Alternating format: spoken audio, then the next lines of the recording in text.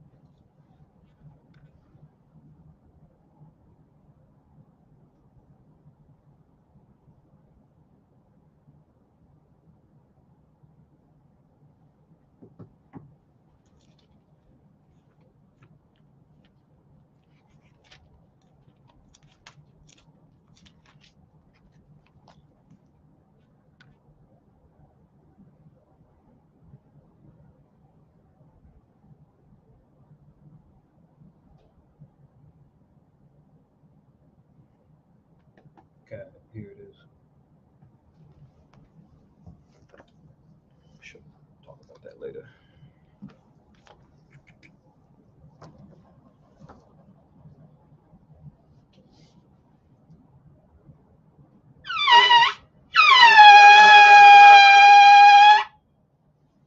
And Magua, Panue Roslam, stand up face Jerusalem.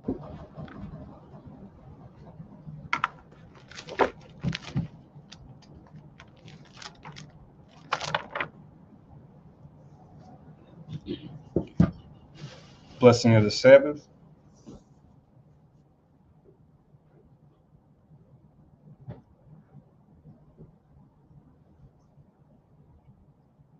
Barakapayawa, Basham, Yahusha, Yashara, Nathan Nawa, Hashabaf, Bashalawam, the water, Aman. Blessed are you, Yahweh, in the name of Yahweh Shai that gives to us the Sabbath and peace. Thank you, so be it. The Aliyah Ma'ash Shariah Makad, Psalms 121. Anya Rayam Mayamya Oh Hariam Mayan Yabawa Isaiah Yabawa Maya Shasha Shamayam Warataza La Yanathan Lamawat Regalia Yala Yanawam Shashamarka Hana La Yanawam Wala Yashan Shashramar Yashabella Yahweh Shamaria Yahweh Tazalia Ayo Yawamam Hashamash La Hakaya Wayarak La Balayala Yahweh Yashamaria Makau Rai Yashamar Napashya Yahweh Yashamar Habalakya Wabawa Ayed My Fa wa Aid I Walam Basham Yahweh Shai for what man Y'all can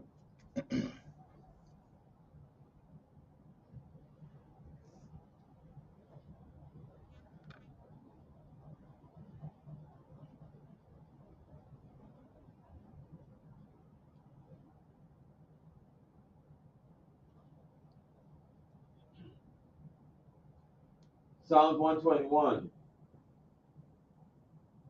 I will lift up my eyes unto the hills, from whence cometh my help. My help cometh from the Lord, which made heaven and earth. He will not suffer thy foot to be moved. He that keepeth thee will not slumber. Behold, he that keepeth Israel shall neither slumber nor sleep. The Lord is thy keeper. The Lord is thy shade upon thy right hand. The sun shall not smite thee by day, nor the moon by night. The Lord shall preserve thee from all evil. He shall preserve thy soul. The Lord shall preserve thy going out and thy coming in from this time forth and even forevermore. Amen. Amen. Shema Yasharallah, hear, O Israel. Shema Yasharallah, Yahweh, Elohim, Yahweh, Akkad. Shema Yasharallah, Yahweh, Elohim, Yahweh, Akkad. Shema Yasharallah, Yahweh, Elohim, Yahweh, Akkad. Deuteronomy 6 and 4. Hear, O Israel, the Lord our God is one Lord. Amen. Amen. Tapala Yahweh, the Lord's Prayer. Abinawa Shabbat Shemayim Kodash Hayya Shanke Yahweh Malakwaka Taba'a Ratazawanka Hayya Aisha Barataza Kaba Shemayim Latanawa Lakam Yawam Zad Wasalak Lanawa Kabawat Nawa Kasalak Nawa Kabawat Yanawa Wala Abiyarnawa Oh Messiah one above Awashai Nawa Murakaya Laka Hamalakwa Wa Allah Wa Thapara Why Walam Maman. Matthew 6 and 9. After this manner, therefore, pray, Our Father which art in heaven, hallowed be thy name, thy kingdom come, thy will be done in earth as it is in heaven. Give us this day our daily bread, and forgive us our debts as we forgive our debtors. And lead us not into temptation, but deliver us from evil. For thine is the kingdom, and the power, and the glory forever. Amen. Ha'ashara Matazawa, Ten Commandments. La'at, Yahaya, Lakat, Alahayam, Akariam, Alpinyat, La'at, Thaishat, Lakat, Paso, Wala'at, Thaibadam, La'at, Balakwaka, Shamwa, Yahweh, Alahayaka, Lashawat, Zakar, Ath, Ayawam, Ashabath, Lakodashwad, Kabad, Abiyaka, Wa Amaka, La'at, Taratazak, La'at, Tana'at, La'at, Taganab, La'at, Ta'ainat, Shakur, La'at, Takhamad, Kau, Asharat, Lara'aika, Aman. Exodus 22. And the Lord thy God, which hath brought thee out of the land of Egypt, out of the house of bondage, thou shalt have no other gods before me. Thou shalt not make unto thee any graven image or any likeness of anything that is in the heaven above, or that is in the earth beneath, or that is in the water under the earth. Thou shalt not bow down thyself to them nor serve them. For I, the Lord thy God, am a jealous God, visiting iniquity of the fathers upon the children unto the third and fourth generation of them that hate me, and showing mercy unto thousands of them that love me and keep my commandments. Thou shalt not take the name of the Lord thy God in vain, for the Lord will not hold him guiltless that taketh his name in vain. Remember the Sabbath day to keep it holy. 6 days shalt thou labor and do all thy work, but the seventh day is the Sabbath of the Lord thy God. In it thou shalt not do any work, thou, nor thy son, nor thy daughter, thy manservant, nor thy maidservant, nor thy cattle, nor thy stranger that is within thy gate. For in 6 days the Lord made heaven and earth, the sea and all that in them is, and rested the seventh day. Wherefore the Lord blessed the Sabbath day and holiday. Honor thy father and thy mother, that thy days may be long upon the land which the Lord thy God giveth thee. Thou shalt not kill, thou shalt not commit adultery, thou shalt not steal, Thou shalt not bear false witness against thy neighbor. Thou shalt not covet thy neighbor's house. Thou shalt not covet thy neighbor's wife, nor his manservant, nor his maidservant, nor his ox, nor his ass, nor anything that is thy neighbor's. Aman. Yeshabua, be seated.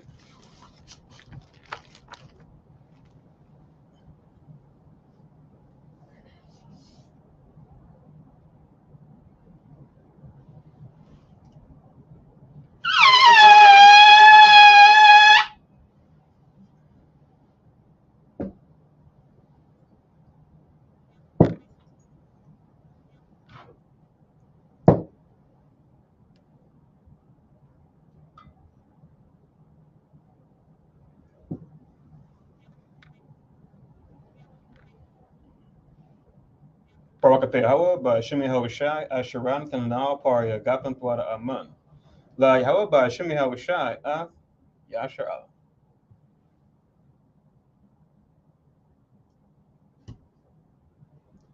English translation: Blessed are you, Yahweh, in the name of Yahweh Shai, that gives to us the fruit of the vine. Thank you, so be it. To Yahweh, in the name of Yahweh Shai, with Israel.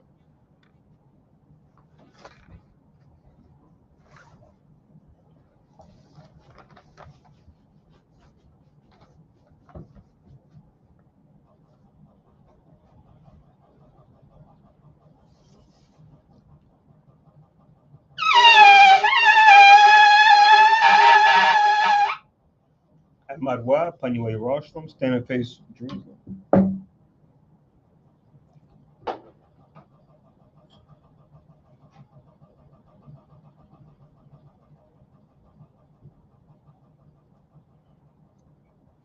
Barakate Yahweh, Hagado, Rakawam, Abiyar, Wanawa'ai, Aliyawan, Malak, Shao, Shamayim, Warataza, Wako, Dabaryam, Kayayam, Wagam, Amashayak, Mayahawe, Rawanawe, Ahabnawe, Apalai, Yawa Aitaza, Yahawashai, Zakarnawe, Yahweh, Bartazawan, Ainka, Yasha'ala, Zarnawe, Bana, Wazap, Yasha'ala, O Nanawa, Yam Yam, Aifa, Kayawamyam, Makwadam, Babakusha, Shalak, Mike Allah, Watazwadak, Alahayam, La, Magdanawa, Raparnawa, Washamar, Alnawa, Bakur, Shalak,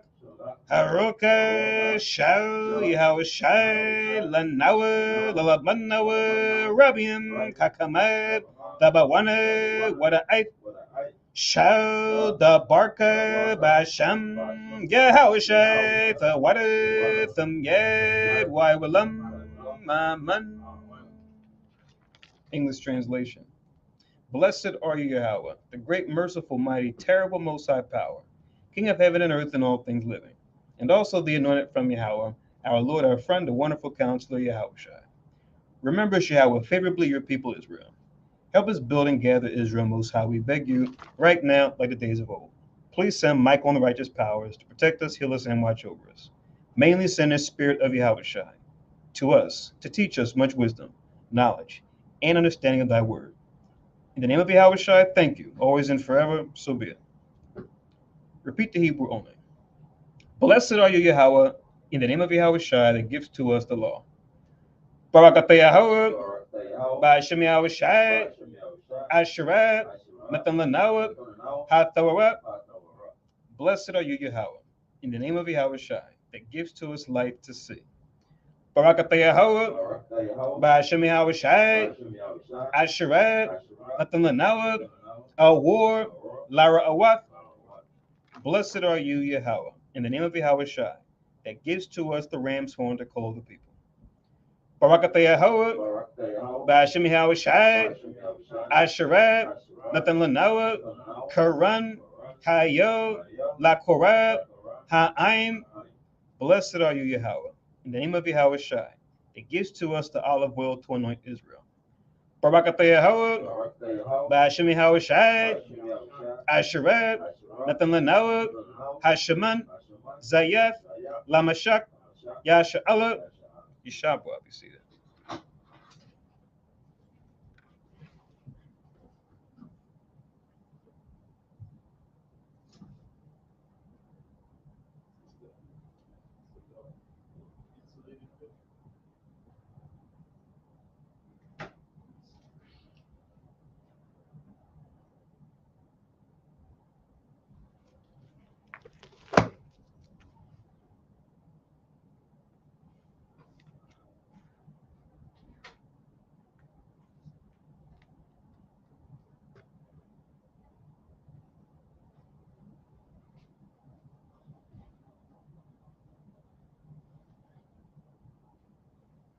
Okay, so Shalom Yasharallah.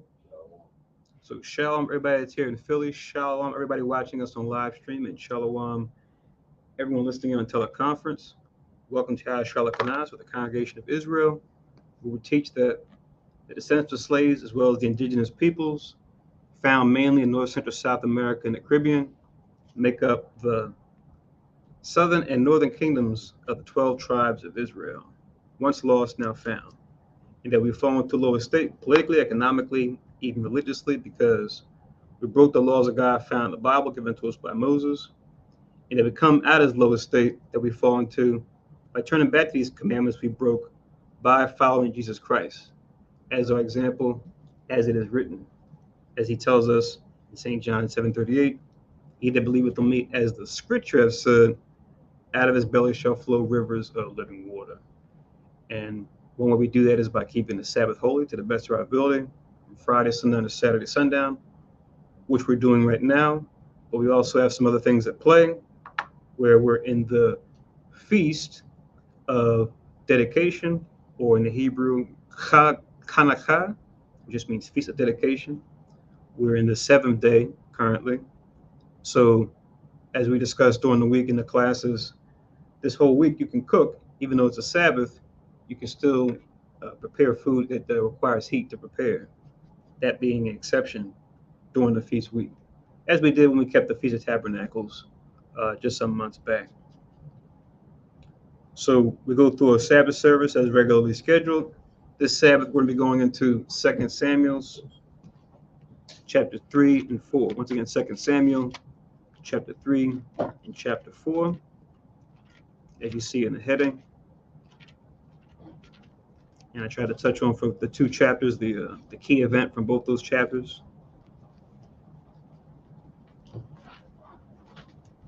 So let's go there in our Bibles to 2 Samuel 3 and 4 and continue on in this history, which when you read the books of history, which pretty much are like Joshua all the way down to Esther, you really get the context behind what Paul talks about in Romans 15 and 4, which is things written aforetime, written for our learning, that we through pages and comfort of the scriptures might have hope. Right? If the Bible is a legal document, think of the books of history as like a case law, where we see pretty much examples of our ancestors either keeping or breaking the law, as well as other nations, and what was their judgment because of that. So that's what we got to take of when we read Samuel's and Kings and Chronicles after that. But right now we're in 2 Samuel, so we're going into that period of history, which is the beginning of David's reign over Israel, which at this point, he just is situated in a chief city that's in Judah called Hebron. So right now we're in that time of history that he reigned in Hebron, which we read in the previous chapter.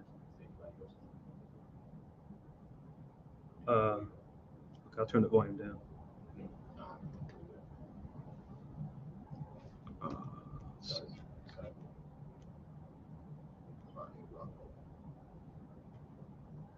I think just me.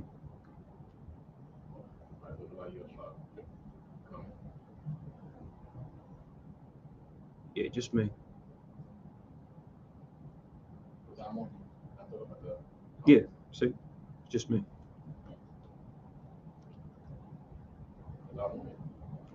Yeah, I see you, right?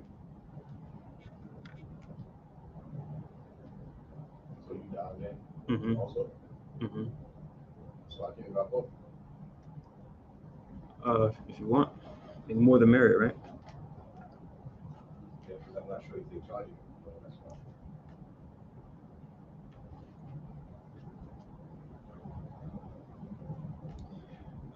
So I'm Nabiab Zerubbabel. I have the distinct privilege of going through the service with you guys today. Hopefully, I can provide some edification as the Holy Spirit allows. And write down for your notes that according to the Gregorian calendar, it's December 24th, 2022. But according to our calendar, it's the 10th month and the second day. So that should be easy to calculate, right? Because we just had a new moon Thursday night. So once the sun set Friday, that was the beginning of the second day. So we're in the second day of the 10th month. And we're in the seventh day of the Feast of Dedication.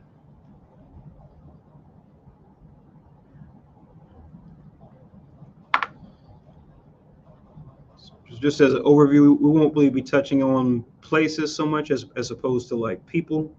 These two chapters are more going to focus on issues between people as opposed to places that they're at. They'll be mentioned, but the focus will be mainly on Abner, namely, right? Different interactions that he has are going to be touched on in these two chapters. But just for a simple recap, this is what our map looks like right now, where you've got the area here that's like a light gray color in the bottom is the terrain that David rules over with. You see Hebron there in the middle.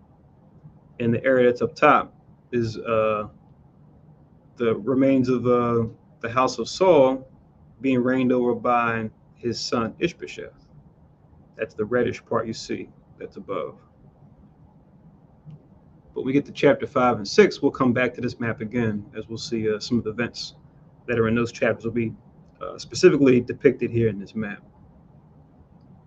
And let's go to 2 Samuel chapter 3 in verse 1. And it reads,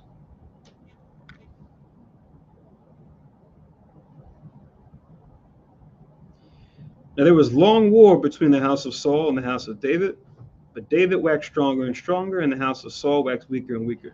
So we have to touch on some of those events when we were reading in Samuel last time, right? When it came to a battle between David's men and Saul's men, namely David's captain of the host Joab between the late Saul's captain of the host Abner. And there was a key event that happened in those previous chapters, namely Abner trying to not fight with Abishai, who was Joab's younger brother. I mean, not Abishai, Asahel. Joab and Abishai's younger brother, and him actually killing him in battle, right? That's going to be a key thing that happened that we read in chapters 1 and 2. It's going to play into the events of chapters 3 and 4. So once again, chapter 3, verse 1 reads, "Now there was a long war between the house of Saul and the house of David, but David waxed stronger and stronger, and the house of Saul waxed weaker and weaker." It says in verse 2, "And to David were sons born in Hebron," or Hebron, remember that's their capital down there in Judah. It's like their top city. And that city has a lot of history when you go into it, even going back to Caleb during the time of Joshua. It being a chief city that was taken by him from the sons of Anak, or the Anakims, namely their leader Arba, because it was called the city of Arba before, or Kirjath Arba. So it says, his firstborn was Amnon of Ahinoam the Jezreelitess.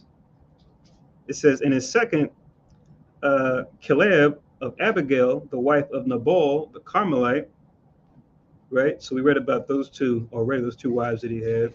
But now it's going to go into his other children. It's kind of going to go forward in time as far as the children he's going to have after this. But all these folks won't necessarily come into play until later on in the story. Because remember, it's written from the future, talking about events that already took place. Some of these other sons will take center stage as we go through 2 Samuel's and even going into 1 Kings. The third, Absalom, the son of Maacah, the daughter of Talmai, king of Jeshur. And the fourth, Adonijah, the son of Haggith. And the fifth, Shephatiah, the son of Abital. And the sixth, Ithream, by Eglah, David's wife. These were born to David in Hebron. Now, reading on, it says, and it came to pass, while there was war between the house of Saul and the house of David, that Abner made himself strong for the house of Saul. Right? So even though Abner lost that battle against David, he's still not taking out the picture. Right? He's still fortified. He's still got other men, and he's still supporting Saul, even though he's the king has passed, right, or died in battle. And King Saul ruled over all Israel, so he still has pretty much the command over the rest of the tribes outside the ones that are following David. Now it says in verse 7, and Saul had a concubine whose name was Rizpah, the daughter of Aiah, and Ishbosheth said to Abner, wherefore hast thou gone in unto thy father's concubine? Right? So we see here being mentioned a concubine of Saul, right, who obviously would be a widow at this point. But now we see that Ishbosheth, he asked this question, making an assumption that Abner is going in unto one of Saul's widows here, right, as if to take her for a wife or for a concubine. But now, as we're going to see, according to his response, it's not true, and it's going to put some bad blood between the two of them, right? It says in verse 8, then was Abner very wroth for the words of Ishbosheth, and said, am I a dog's head, which against Judah do shew kindness this day unto the house of Saul thy father, and to his brethren, and to his friends, and have not delivered thee into the hand of and have not delivered thee into the hand of David, that thou chargest me today with a fault concerning this woman, right? So Abner feels some kind of way being falsely accused of doing this, right? And he's even saying to him, am I that dishonorable? Hence him saying a dog's head, right? Then he even says, I could have delivered you into the hand of David, but I didn't, right? Because I'm trying to keep your father's house alive, right? To maintain the rulership on your behalf. But now you want to go and accuse me of this, and there's no evidence or uh, no cause because I didn't do this. If anything, it's like make sure the thing is certain, right? Before you go and make an accusation. It says in verse 9, so do God to Abner, and more also, except as Yahweh has sworn to David, even so I do to him. So at this point, Abner's just like, look, you can't even trust me with this kind of thing. You make this accusation. You know what? I think I'm better off actually making a league with David, right? Because at least with David, we saw in the previous chapters, he's an honorable man. We were able to, break bread, and I'd rather go and try to make a league with David as opposed to you, right? Because what might you assume of me after this? I'm sorry, I almost jumped ahead because him and David didn't make the league yet. I read it, but I'm thinking it already happened. We're going to see that in this chapter.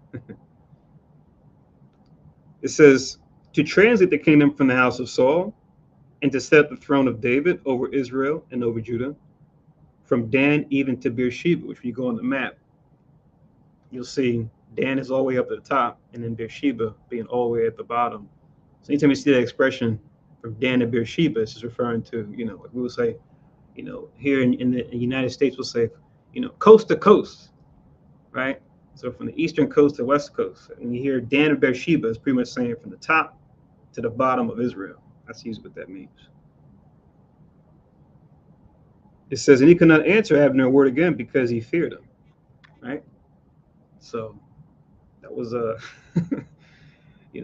things are the Lord, but that was quite a blunder that Ishbosheth made there, right? Especially Abner being a key ally of his to maintain his case for ruler. But now Abner's saying, I'm going to go over to David. Verse 12, and Abner sent messengers to David on his behalf, saying, whose is the land? And also, make thy league with me, and behold, my hand shall be with thee, to bring about all Israel unto thee. So now Abner is extending an olive branch to David, right? That they won't do battle anymore, as they did we read in the previous chapters. Now it says in verse 13, so let's see David's response to this petition for peace and to support him in his reign going forward. Verse 13 says, and he said, well, I will make a league with thee, but one thing I require of thee, that is, thou shalt not see my face, except thou first bring Michal, Saul's daughter, when thou comest to see my face. So he said, okay, I'll agree to your terms, but I want you to bring my wife, Michal, Saul's daughter. Why? Because when we go back in 1 Samuel, we saw what happened there, which was Saul saw that David and Michal liked each other. But even before that, he put a petition out there and said, hey, anyone who can give me so many foreskins of the Philistines, I'll give him my daughter, Michal, to wife, right? That'll be like a dowry. And you read about David getting twice the amount that he asked for, right? But after Saul started to fall out of favor and the evil spirit started to trouble him, it tells you that he took her away, right? And then gave her to another man, right? Which wasn't justified. Regardless of whether or not you have an evil spirit on you, and that and that you're at odds with David, him and Michal are still married. But that's what he did. So in 14 it says, and David sent messengers to Ishbosheth, Saul's son, saying, deliver me my wife Michal, which I espoused to me for 100 foreskins of the Philistines. Right? So just the history of what we're talking about here, to link with 3 and 14. You can just write down 1 Samuel chapter 18.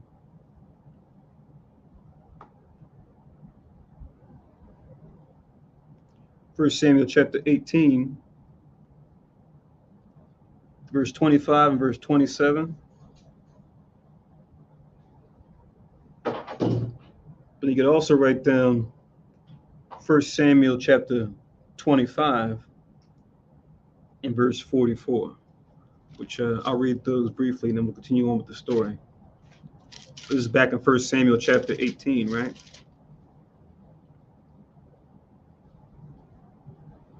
Verse Samuel 18:25, it says, and Saul said, thus shall you say to David, the king desireth not any dowry, but 100 foreskins of the Philistines to be avenged of the king's enemies. But Saul thought to make David fall by the hand of the Philistines. So at this point, the evil spirit was on Saul, causing him to a decline in judgment. But now, this is after he made that, like I said, he put that petition out there for any man that's faithful and courageous enough. If they do this, that I'll give them my daughter for a wife. And then you jump down to verse 27. It says, wherefore David arose and went, he and his men, and slew the Philistines 200 men. And David brought their foreskins, and they gave them in full tale to the king, that he might be the king's son-in-law. And Saul gave him Michal, his daughter, to wife. Right? So this is at this time, this was, scary for Saul, even though it shouldn't have been, because David didn't mean any wrong by him. But now he was seen within his own house. His son was, closely allied with David, and now his daughter was wed to him too. So it was like almost a lot of key folks in his family were toward David as opposed to him. But it's not like David was his enemy, right? He made him his enemy. But now jumping forward in 1 Samuel 25, we'll see what happened during the time of David and Saul going back and forth, right? During their conflicts, that they would pretty much be on the run, almost like a guerrilla, hiding out in caves in the wildernesses, right? And looking for spies of Saul. They're trying to spy out him and those that are with them. But now 1 Samuel 25, in verse 44, it says, this is after his situational encounter with Nabal and his wife Abigail, right? It says, but Saul had given Michal, his daughter, David's wife, to Paltai, the son of Laish, which was of Galim. So in the midst of him being on the run, he took his wife Michal, his daughter, and gave her to another man. So that's what David is asking about and asking for before he agrees to this plea made by Abner to acknowledge him as king. So now back in 2 Samuel chapter 3, I'm in verse 15 now. I read 1 Samuel 18, 25 and 27, as well as chapter 25 and 44 to link with 2 Samuel 3 and 14. Now we're in 2 Samuel 3 and 15, which reads,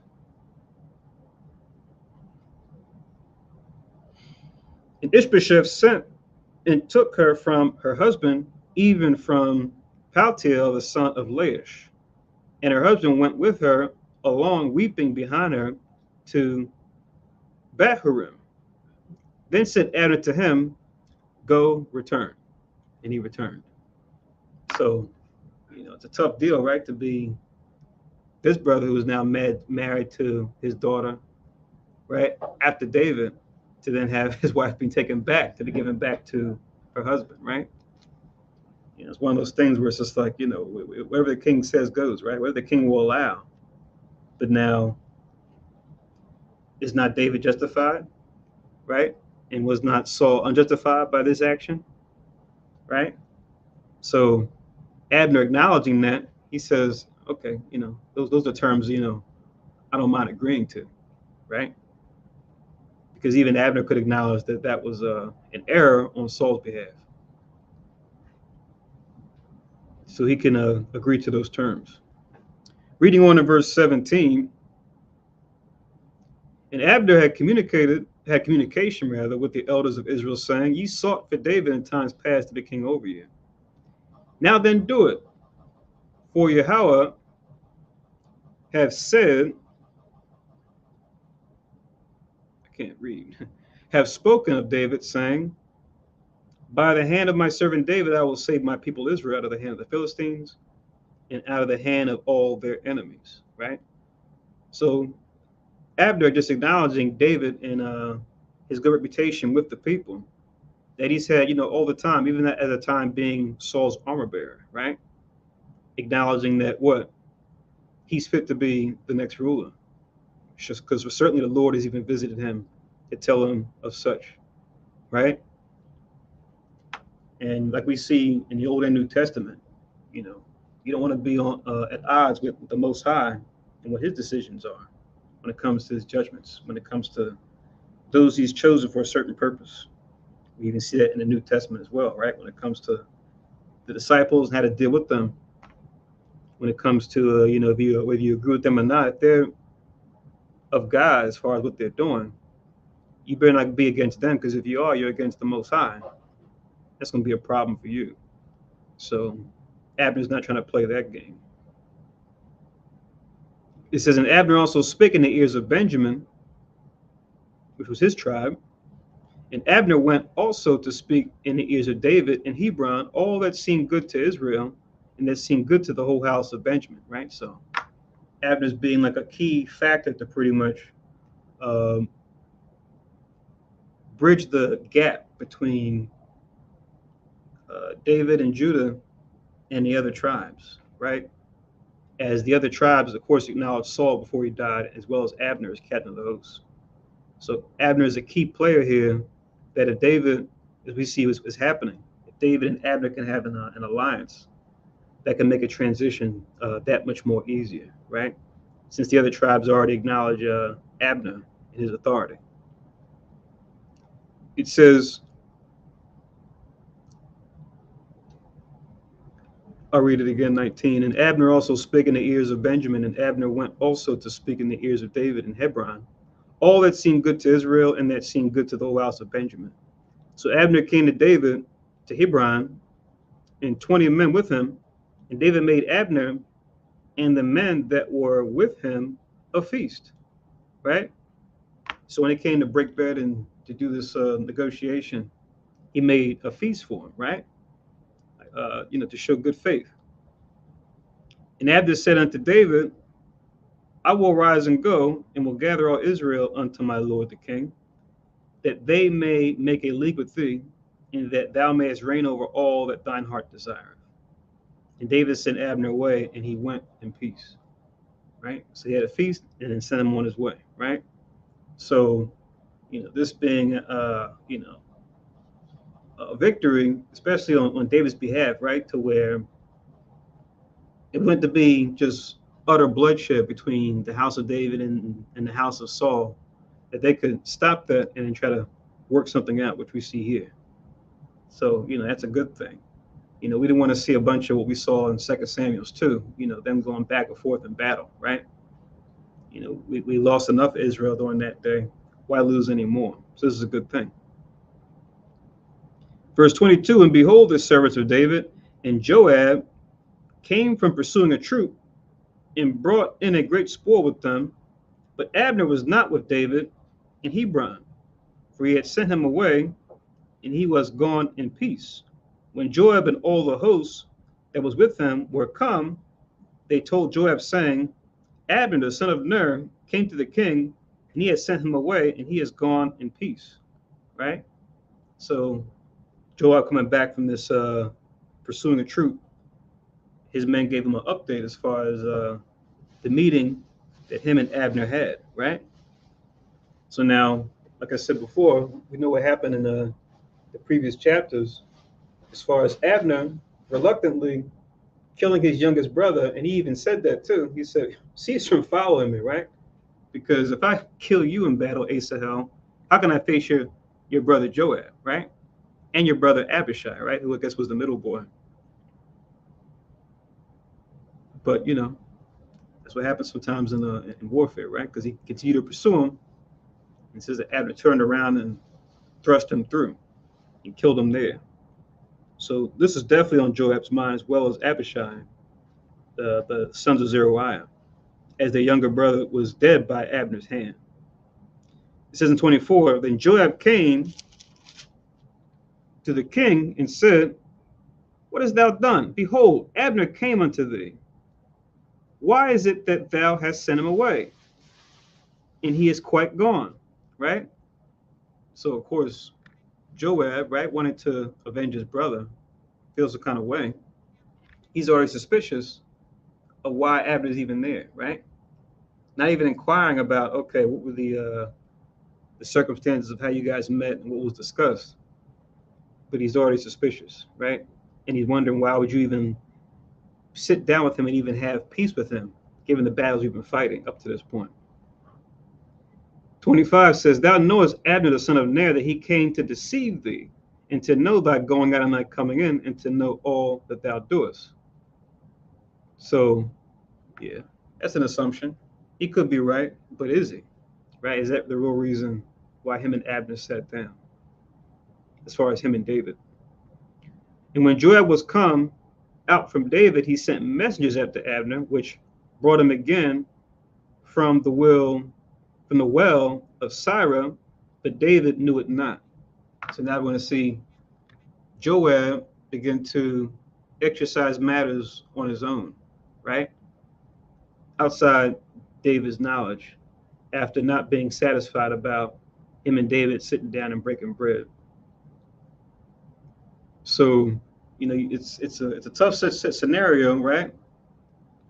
But in the end, it's like the whole point of any type of conflict is to resolve it as soon as possible.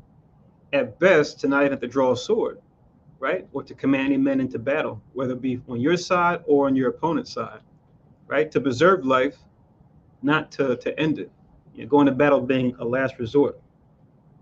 But we have a principle in the law about what? The avenger of blood, right? We have a principle dealing with cities of refuge, right? That a person can go to if they kill someone by accident and have some kind of protection by going there. But now this is in warfare to where we know it wasn't an accident. It was just a condition of the battle that they fought. But now Joab, for the sake of his own revenge for his younger brother, wants to, as we're going to see, uh, take matters to his own hands and kill Abner because of his younger brother. So it's a sticky situation. If it's you, it's tough to say what you would do in a situation like that.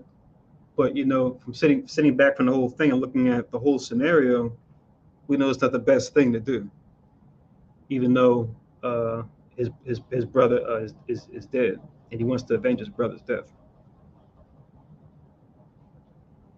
God, if you're looking at the whole situation, also how David had 7 sons, right? And we're looking at Saul's family situation.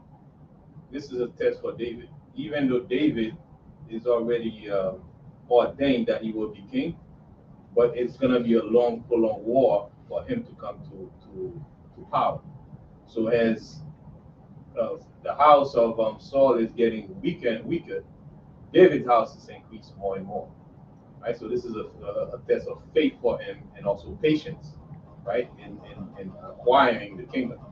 So he had 7 sons, and when you look at the dynamics of how the Most High has it, that increased David's interest in preserving the kingdom and what the kingdom even more, because he has more interest, in the kingdom now, because he has more sons, right, to look after. As in the opposite side, we see Saul's situation is getting, his house is getting, less and less and less and less. So you must decrease, and I must increase. Right. So it's the same thing with John the Baptist, right? He was at the high, and then as Christ comes, he decreased in Christ's increase. Right. So it's the same scenario that is at play here. So let me read the scripture real quick, if you don't mind, in Psalm 127 and 25. Right. It says, "Happy is the man that has his quiver full of these. They shall not be ashamed, but they shall speak with the enemy in the gate." So there was more interest on David's part because his house is increased. He has more sons and more family, and it's better for the Commonwealth of Israel at this point, and his interest in the kingdom. So he was more, I would say, was more committed, right? As the Most High has it in the process, that's pretty much what we experience. As we may think that is what's happening right now is David's decision making is based on the Most High controlling everything that he's doing. Right? Not that he doesn't have his own mind, but the decision that he's making is based on the Most High already promised him that he's gonna earn the kingdom. So his faith is being tested right down in there, and also his patience also is being tested to not make the harsh decision. And then his and he's increasing more and more in wisdom in truth. Right. And keep in mind, when it goes to that list of his sons, remember, they're not all born just yet, but they will be over the course of these years. Because like you said, and we're going to see as we go through 2 Samuel's, he's going to reign for 7 whole years in Hebron, right? So the history of these 7 years is still happening as we read through these chapters of 2 Samuel. As far as what's going to lead up to him eventually ruling over all Israel, which will be another 33 years, making 40 years altogether. But Thawada, for that verse, that was Psalms 127, 3-5. So it says, "Brought him again from the well of Sirah, but David knew it not." Verse 27, "And when Abner was returned to Hebron, Joab took him aside in the gate to speak with him quietly. and smote him there under the fifth rib, that he died for the blood of Asahel his brother. Right. So he found out his whereabouts through his men, and then he came peaceably, right, or presented himself peaceably. But then it says he smote him under the fifth rib, and you'll see that being mentioned other places too. It gives us a certain place when you look at human anatomy when it comes to combat or battle.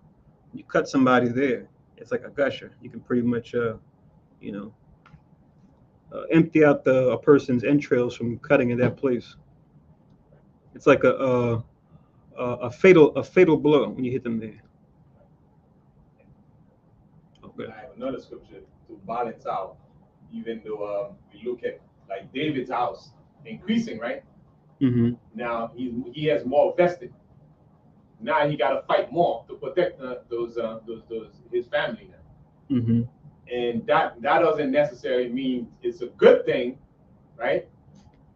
It can have also, a negative effect on it also when you increase too much, because now you're gonna have to work more. Now you can't go back there because you got to take care of your responsibility, right? Let me read that scripture to cover that what I just said. Deuteronomy 17:17. Because keep in mind, David has those. He's gonna have those kids with different wives, right? And all that comes responsibility. It says, neither, Deuteronomy 17:17 read, neither shall he multiply wives to himself, that his heart turn not away, neither shall he greatly multiply to himself silver and gold. Right? There's got to be a balance. Okay. And that part of chapter 17 is interesting because it shows you how things don't change, right? The laws for a king, even we see today, right? When people that have power, right? It was saying then, it was like, don't multiply wives, don't multiply horses, don't multiply silver and gold. Right. And what do men of power seek today? Same thing: money, cars, women. Not that it's wrong, but you're gonna have a lot vested. Right. That's supposed to be like a show of, I made my money doing whatever it was, whether I'm like in the military or I'm a businessman, whatever it is. I got the money, cars, women, right? They call today the high value man, right? But the Most High said, yeah, for your king that you set up as the high value leader, right, so to speak, he can have these things like you said, but not to where they turn his heart away from me. That he's supposed to be following me first and foremost, because in the end, I'm your king. The Most High speaking, he's saying, I'm your king ultimately, right? But I'll throw you a bone. I know for a lot of you, you want the king, but for the wrong reasons, right? Because of the other nations. But I'll humor you, right? But now, if you do have a king, make sure he does this. Otherwise, it's going to make things even worse for you. And it did, because you see throughout the history, and we're reading it now. We will read it throughout Samuel, Kings, and Chronicles. When the kings don't do what Deuteronomy 17 said, it just caused more problems, whether it was the Southern Kingdom or Northern Kingdom. Right. And in the same way where it says, when you wax fat, you forget. Mm-hmm. You know what I mean? Because in this system, we're not here to prosper, because that prosperity can turn us away from the Most High, because we're not in the kingdom yet. Right. We might think, man, we got it good here. Next thing you know, we forget about the Most High. We forget that, we're not in Jerusalem yet. Mm-hmm. But the prosperity comes in, make us feel like, I'm enjoying it now. Right. Things is pretty good now. Yeah. You'll see that with the so-called Christian doctrines, where they'll try to talk around the second coming of Christ. They'll even push doctrines as if the kingdom's already here. Right. What they're saying is, gain is godliness, which Paul told Timothy to, turn away from that when you see that spirit. Right. Because, like you said, they want to say, yes, we're here, we've arrived, But like I said, like Christ said, heaven and earth shall pass, but my word shall not pass. This is just for the here and now. And like we can't emphasize that enough.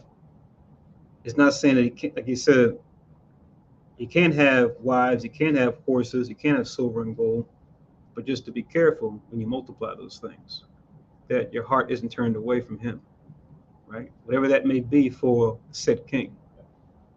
That's what's essential. Too much care for this life, I said they always trick us in that, settle down, have wives and Right, things like right, that, and right. have kids as well. Once you have those scared for this life, now you're gonna think twice about your actions. Right. Yeah, we saw that during the Maccabees, right, with Judas, Yeah. where what was it, Nicanor, I think, told him the same thing, right? Yeah. And he was like, he did it, but at the same time, he's still kind of like, keep an eye on this dude. So, yeah, man. Different time, but the same situation. All right. So now in verse 28, and afterward, when David heard it, he said, I and my kingdom are guiltless before Yahweh forever from the blood of Abner the son of Ner. Let it rest on the head of Joab on all his father's house, and let there not fail from the house of Joab one that hath an issue, or that is a leper, or that leaneth on a staff, or that falleth on a sword, or that lacketh bread. So David right here, he's making it clear, I had no hand in this. I didn't want this, right? This was actually the last thing that I wanted, which was now to have Abner dead, especially after me sitting down with him and coming up with an agreement, as well as all the alliances that he has with the other tribes. This is not what I wanted, because it'll be easy from the outside looking in to say, "Oh, I see what happened." So David, you're a cunning player, not just at the heart. But, you sat down with him to be peaceable, but then you had your main man Joab to be like an assassin to go and kill him with guile, right? Because it could easily appear to be that way, right? If look at the situation from the outside, not knowing who had what intention. But as we're going to see here, and it's sincere, he's not just doing just the posture, but he's being sincere about it. This is not what David wanted. He wanted the peaceful solution. So once again, it's like a difference between being a warrior versus a warmonger, right?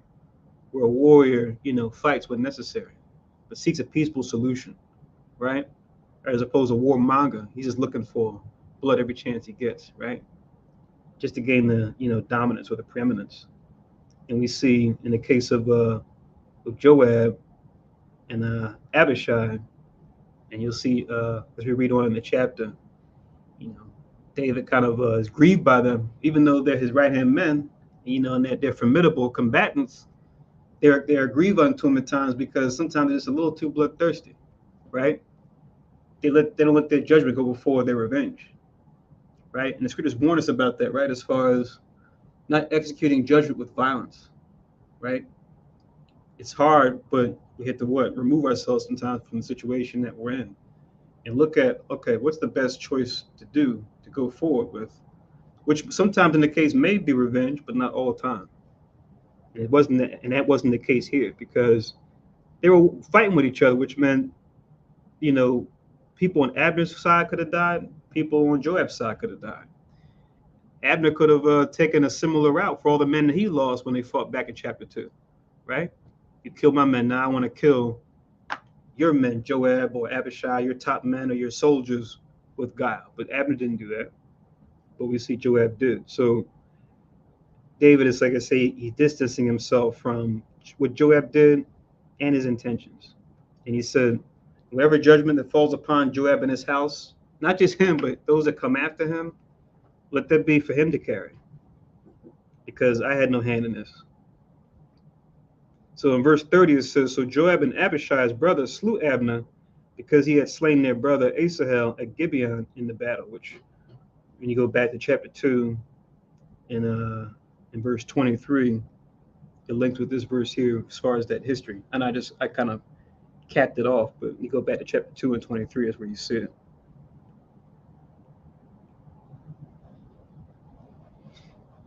So yeah, that's the way the history of the Bible or of our people works, right? From the good to the bad to the ugly, it's all there, right? No sugarcoating. Because with other nations, they'll sometimes go into their annals, right, and make certain adjustments, right? They'll keep the who and what and the where and when intact somewhat, but then when it comes to the why and how, they'll doctor it up. Well, this is why this king said this, or why this queen did this, right? But now in the scriptures, we got it all there, right? The good, the bad, and the ugly. to consider, and to consider when it comes to our own life when we're faced with certain choices. Like we said before, things written aforetime being written for our learning, as Paul tells us. Now, reading on in 31, and David said to Joab and to all the people that were with him, rend your clothes and gird you with sackcloth and mourn before Abner. And King David himself followed the bear, or I think in the Hebrew it also means bed. It says, and they buried Abner in Hebron, and the king lifted up his voice and wept at the grave of Abner, and all the people wept. Right? So himself, he's putting out there, this should be a time for mourning, right? Hence him rending his clothes and putting on sackcloth, which you see was customary for Israel to do anytime we were in a state of mourning. And that's what David is doing here. And like it says in the law, right? I'll get this in Proverbs to link. This scripture is more for an overview of when it comes to a ruler. Now we see it even comes here, it even plays out here on a personal level when it comes to David and his heart towards the situation with or the situation between Abner and Joab. But it tells you this in the Proverbs, right? This is Proverbs chapter 29. Proverbs 29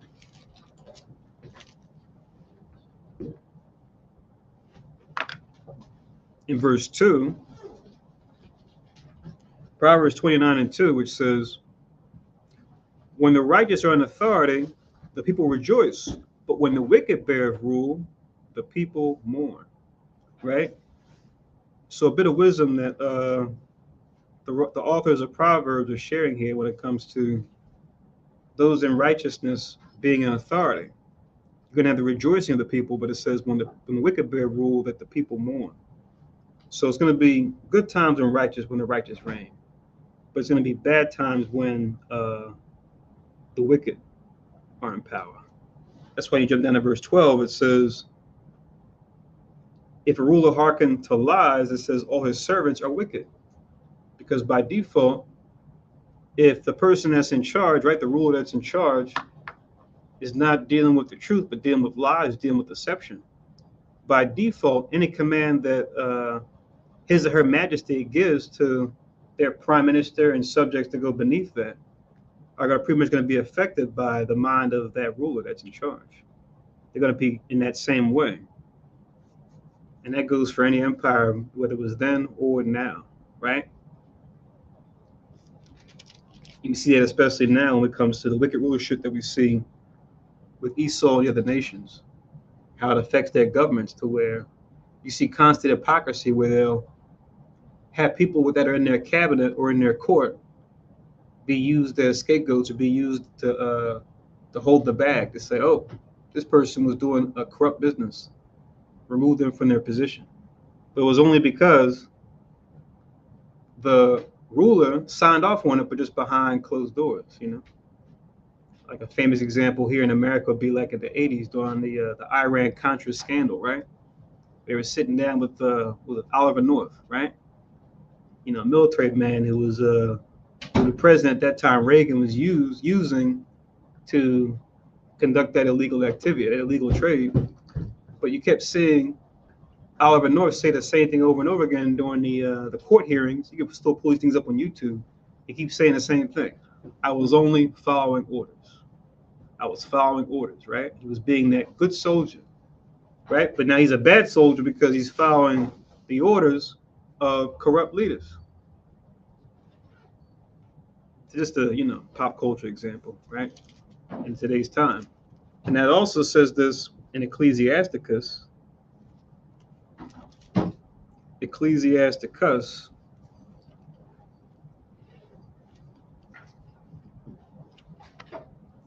chapter 10,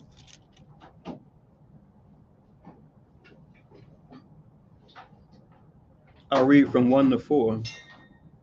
So Ecclesiasticus chapter 10 and verse 1, it reads, A wise judge will instruct his people, and a government of a prudent man is well ordered, right? Which we're going to see as David rises up, right? As you're going to see with David right now in Hebron, which he has rule over, how it's going to trickle into when he becomes ruler over all Israel when he finally makes it to Jerusalem. Verse 2, it says, as the judge of the people is himself, so are his officers. In what manner of man the ruler of the city is, such are all they that dwell therein. So whatever the ruler signs off on when it comes to acceptable or unacceptable, right? The people are going to follow suit in that same place, right? You might have a remnant or a handful if the ruler's wicked that may go astray, and vice versa. If the ruler's wicked, you might have a remnant or a handful that go the right way. But as a whole, they're going to follow the lead of, the commander in chief, right? Whoever's in charge. They're going to look at them and look at their family, right? They're going to be like the model, right? Everyone looks up to and goes, oh, wow, look at the president. Look at the first lady, right? Or, the first gentleman, right? There's a female president, right? Or a prime minister, right? Be it male or female, and her husband or his wife. The people want to look up to them and go, oh, this is,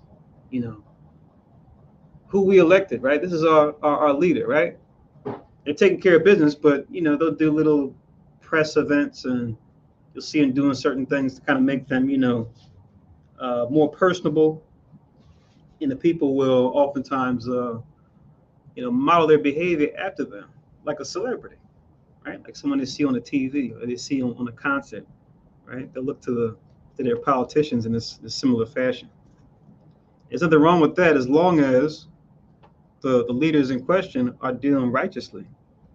Otherwise, they can, be a smooth talker or be talented in certain ways, but their time is going to be short-lived if they're wicked.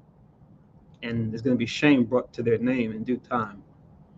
Like we see with here in America, especially, right? With, while they were in the presidential office, they were looked at and, given a certain light, and they had certain scandals, and they try to brush them under the rug. But as time goes on, you see that stuff sticks to them, to where now you got people like Bush and his cabinet. They go to do these book signings, and people, and their own people, are going to the book signings or going to like the events, throwing stuff and, cursing them, talking about, the war in Iraq killed this many people.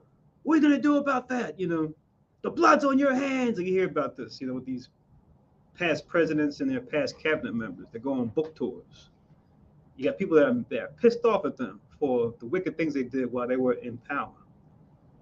So, it didn't matter if you could, paint a picture, Bush, or if you could play the saxophone, Bill, right? Because during the time of your reign, right, when you had the authority, you passed all types of law and prescribed all types of statutes that afflicted the people. And mainly they afflicted God's people, right? Because that's what really matters in the end. But really, a righteous ruler shouldn't be causing harm to his people at all, be it his own people and especially God's people. But that's what you see. That's what you saw happen. Let's not even talk about Biden, because his evil deeds have gone back over many decades, even back when he was a senator in the 90s, even before he was the vice president for Obama. Right. And that's why you have, even in your own government, you might have an objective or a mission, right? You're gonna have people that's gonna come in part of the government for their own personal reasons. Mm-hmm. Right? And they pretend like they understand what you're going through, but they have their own agenda. Right. And that's pretty much what's happening here. Whereas David had the big picture, right? He had to go through a situation before he get to the kingdom, right? Before he get the rulership. But the key is he was looking out for the people, right? For the nation. Yet they had friction between them, but it was not to divide just to take power for policy. Right. It's just to be the ruler of the people and make the people do the right thing overall. Right. But you see this guy right there, Joab, he had his own, hang-ups because what situation he had with Abner. Right? So he had his own, animosity that he kept. Right. Right. Instead of letting Mosai deal with it. Right. Right. Because it's already passed. Right. Right. And I understand, granted, your brother got killed, but at this point now, you have more time to reflect on what happened and let the Mosai deal with it. Judgment is mindset to Lord. Right. Right. If it's right down in there, you got to defend yourself. That's a different story. But time done passed, you still hold that grudge. So that's pretty much what's happening here with David. Even David, also another aspect of it, being in that position, and then you have friends that close to you, people might think you're involved in what's happening. Right.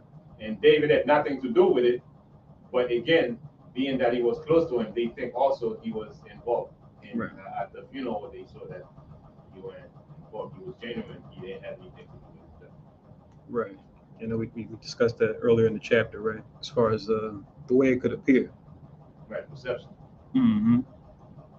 But let me read on here in verse 3 and verse 4. It says, "An unwise king destroyed this people, but through the prudence of them which are in authority, the city shall be inhabited." So just like we read in Proverbs, right? And I'll stop in verse 4. It says, "The power of the earth is in the hand of the Lord, and in due time he will set over it one that is profitable." Right? So the first precept is a general statement, right? Because the scriptures tell us that the Most High, he's the one that set up kings and removed kings, right? We see that throughout the Bible, in different places. But now we also get a prophecy here too. It says, "In due time we'll set over it one that is profitable," right? Because even though you may have had righteous rulers in Israel come and go during different captivities, we know that this is going to be ultimately fulfilled in the second coming of Christ, this last precept, right? Because who's more profitable than Yahushua Mashiach?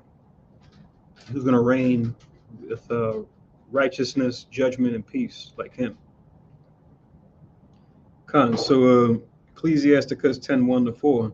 I read these verses, even though these are more overview when it comes to the way a ruler should be.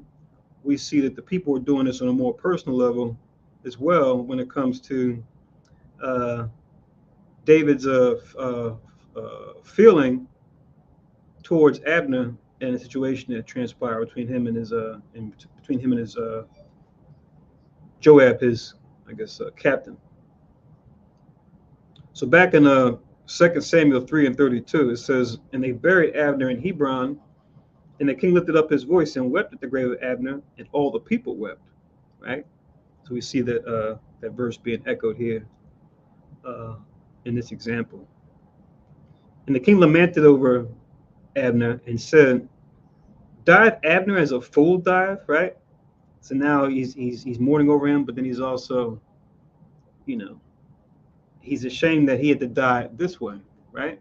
Given he was like Joab and Abishai, even a little bloodthirsty. Abner was thorough too, a thorough warrior, right? So is he going to die as a fool dieth, right? How's he going to die this way? Him being an honorable man and a man of war. "Thy hands were not bound, nor thy feet put in fetters. As a man fall before wicked men, so fellest thou," right? You die by being, double crossed, right? Being lied to, being said, "Oh, it's peace. Come, my brother." And then, and unfortunately, Joab's not done. As you read on in 2 Samuel, he's got more. He's got more to go. He's got some other things that he's going to get caught up in too. It's going to be the same issue, but we'll see that when we read on. When we get to those chapters ahead. It says, "As a man fought before wicked men, so fellest thou," and all the people wept again over him. Right. So, if anything, Abner shouldn't have died in this way. That's what David pretty much is saying here. He deserved better, as they would say, right? "And when all the people came to cause David to eat meat while it was yet day, David swears, saying, 'So do God to me, and more also, if I taste bread or aught else till the sun be down,'" right? So I'm fasting right now. I'm in mourning, right? So let me be dead if I taste or eat anything at this point. I'm going to fast. You know, the people encouraged him to eat. And here, 36, there's emphasis again. And all the people took notice of it, and it pleased them, as whatsoever the king did pleased all the people. It says, for all the people and all Israel understood that day that it was not of the king to slay Abner, the son of Ner. So, once again, it was a gesture of kindness and remorse exercised by David, but what made it even more sweet was that it was coming from a place of sincerity. It wasn't like how you see with today, where politicians and prime ministers and you know kings and queens, they'll posture right for the camera, right? But it'll be like a show. It'll be like an actor or an actress, and they don't say actress anymore. I don't know why, but they call female actors. They call them actors now, but I don't. Yeah. But they'll do it just for the camera, right? Just for to do eye service for people. People go, oh, look, he's hurt so much by that. She's taken aback by the situation. Oh, But after the camera goes off and the people leave, that's it. First, it's like, oh God, you know, what's next? Like I can't believe I had to do that. They're just reluctant. Whereas David's actually going through it. He's not just faking the funk. It's actually coming from a place of sincerity. Right. And it's like you said, the sincerity, right?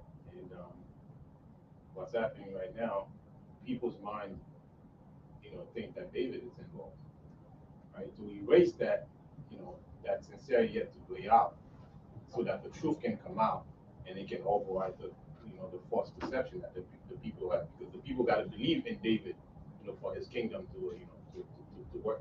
If the people, don't have trust in you, then you're gonna start having problems. Right? So that expression of sincerity and there, the Most High headed where that's what's gonna set David free from that perception. Come.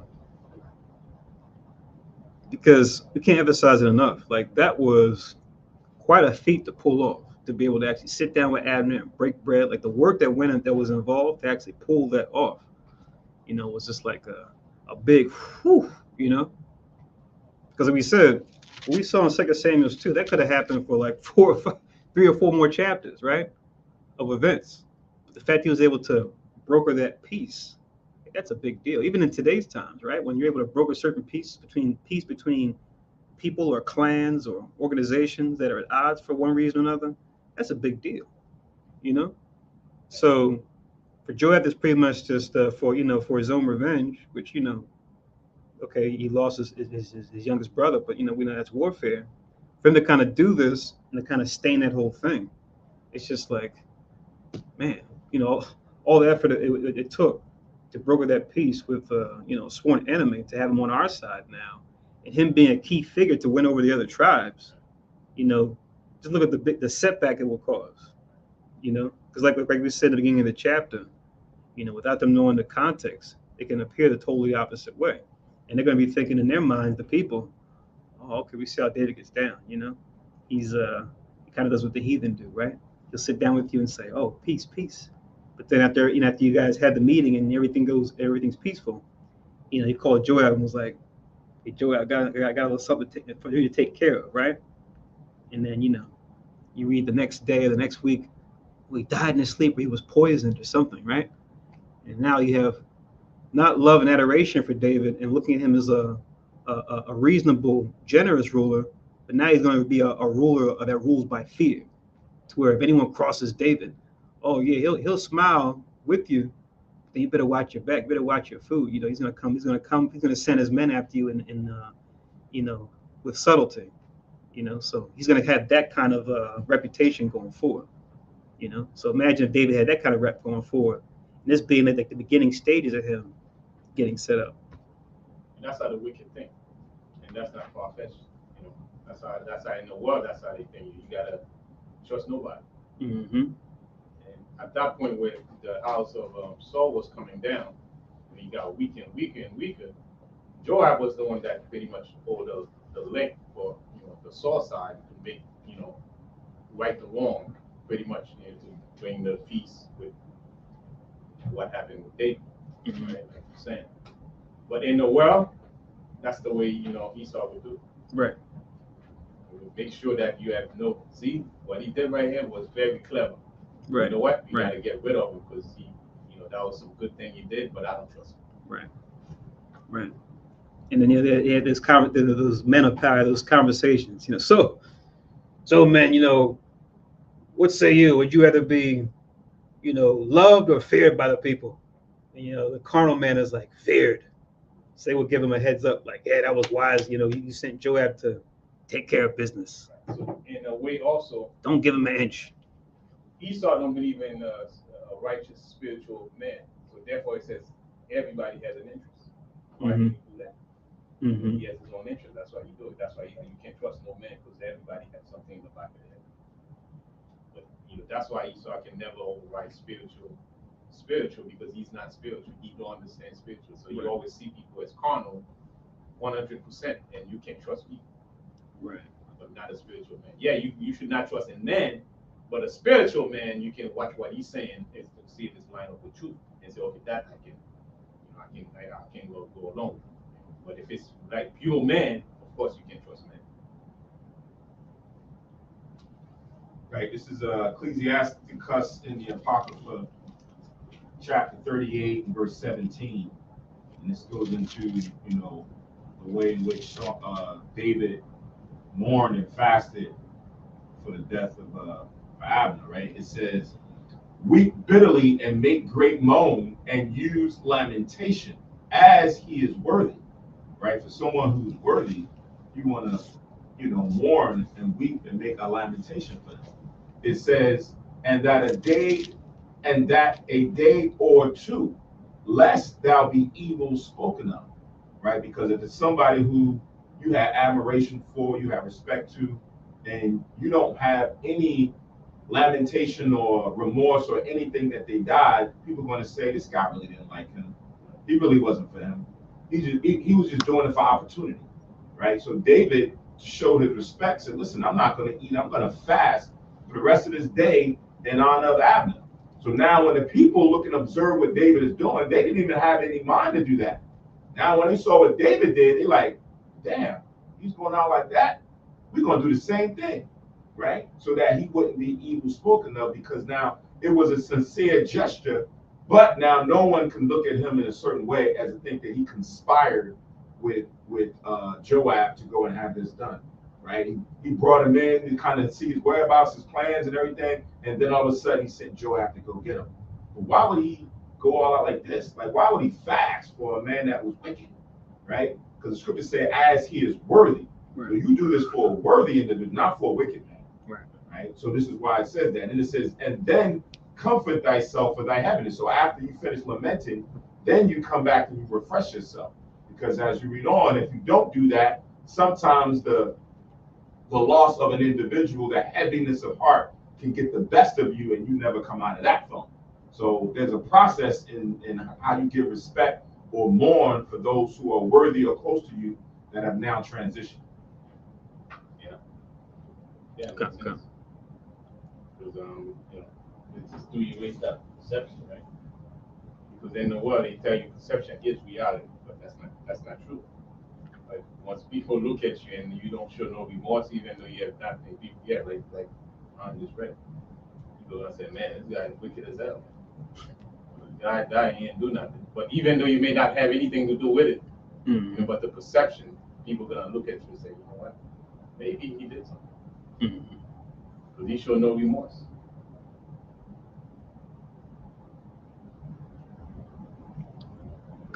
So back at 2 Samuel 3, that was Ecclesiasticus 38 and 17.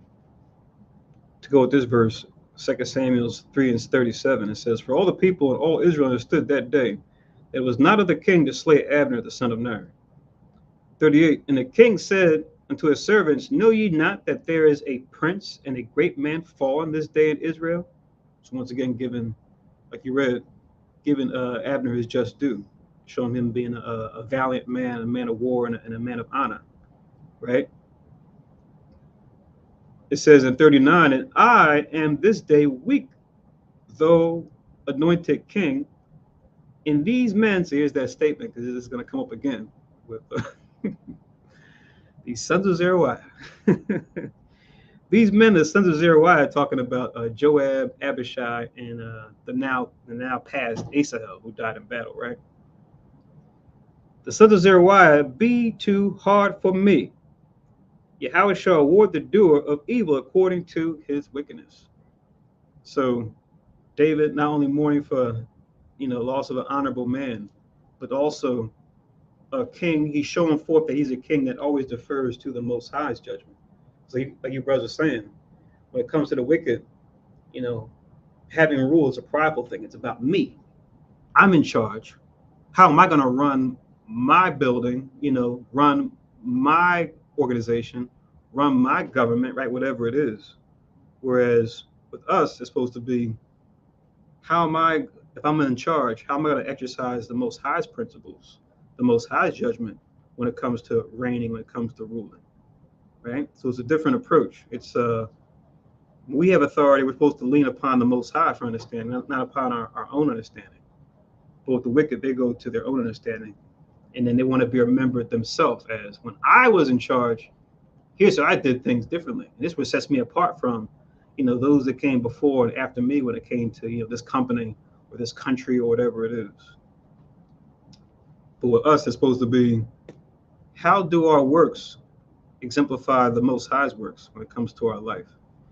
And that's for a king. That's even for just, someone who's, might be working class in Israel, right? Regardless of your station, we're supposed to put the Most High's judgment first when it comes to our words and deeds. But it's that much more important when you have charge over the nation. And we're going to see that too as we get through Samuel, get into Kings of Solomon. We read about Solomon's prayer to the Lord. He had the right idea, right? As far as what he asked the Most High for when the Most High came to him and said, what would you want, Solomon, right? As a David's successor. I think I saw a hand. Right, that was 38. Like you can see David's humility and being humble. He knows that he's the king at the same time. He don't let his title, get in the way of, showing that Abner was a great man.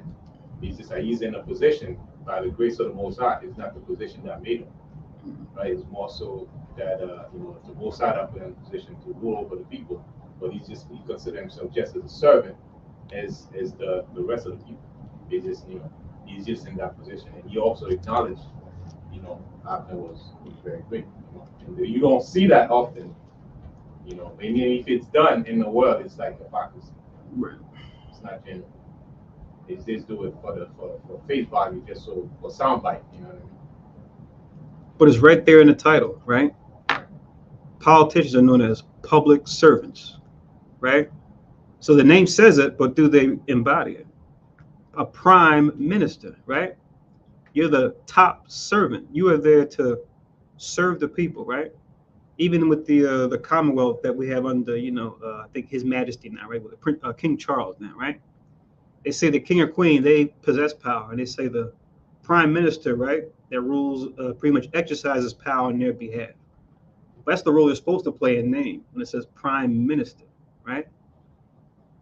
But now you have to do that and really be it, not just in name, but in deed as well. But with the power, with the accolades, when people start to look at you and give you so much, adoration, it's easy to get beside yourself. What's the I always think of that I have to look up that reference that was made in that movie, but the law-abiding citizen, when you had the guy who was at the law firm with Jamie Foxx's character, who was a lawyer. He made a reference to some Caesar from Rome.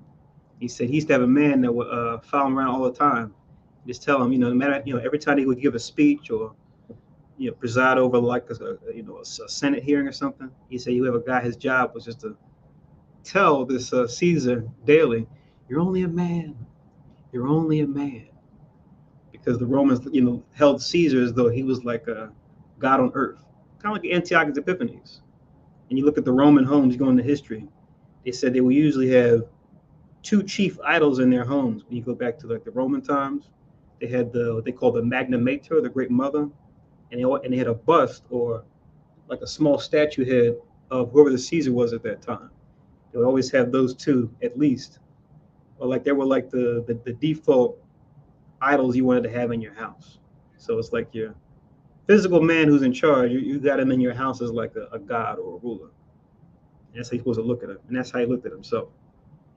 Let me read that scripture. We talked about it earlier. It's Matthew 23:11. That's it. But he that is greatest among you shall be your servant. So, yeah, David exemplified that right there. And the same thing that Yahweh would have done. I mean, wash the disciples' feet. This is a lesson also, just to show humility.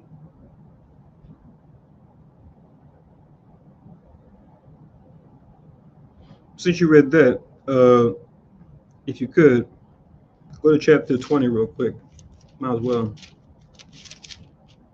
Because remember, the disciples had a squabble about this.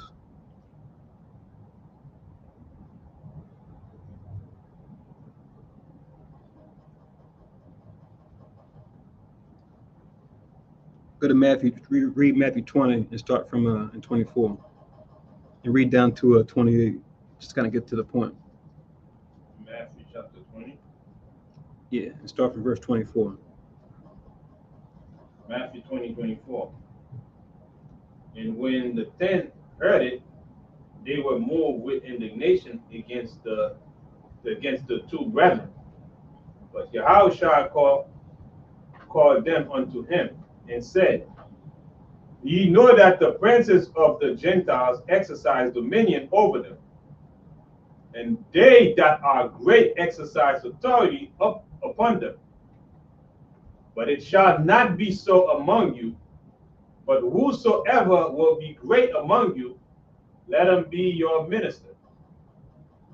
And whosoever shall be chief among you, let him be your servant. Even as the Son of Man came not to be ministered unto, but to minister, and to give his life a ransom for many. Right, so there it is. Explains itself.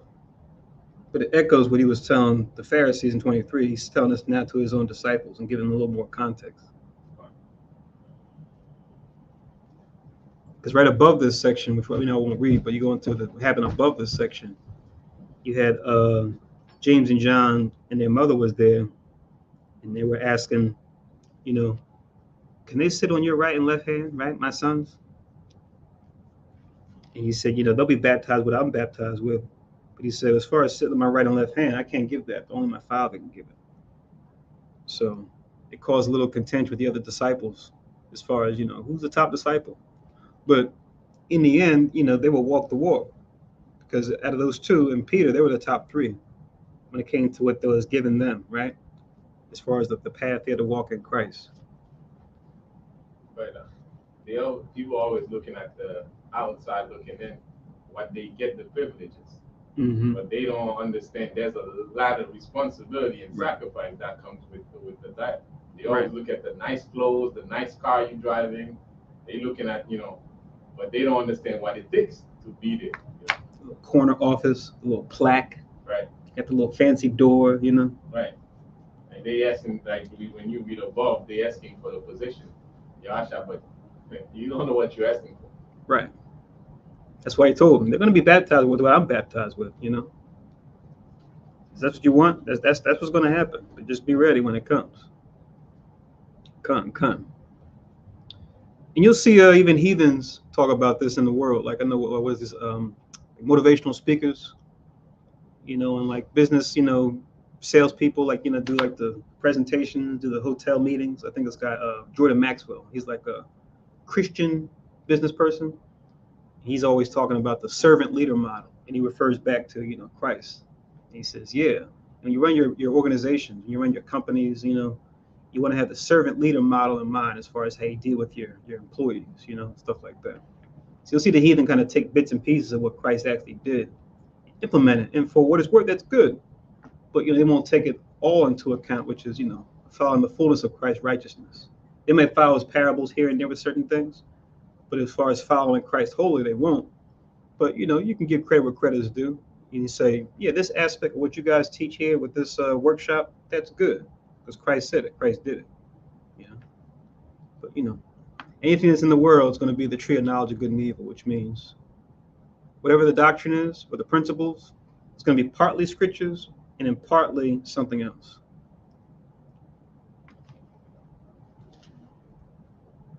So this is 2 Samuel chapter 4 and verse 1. Oh, so go ahead.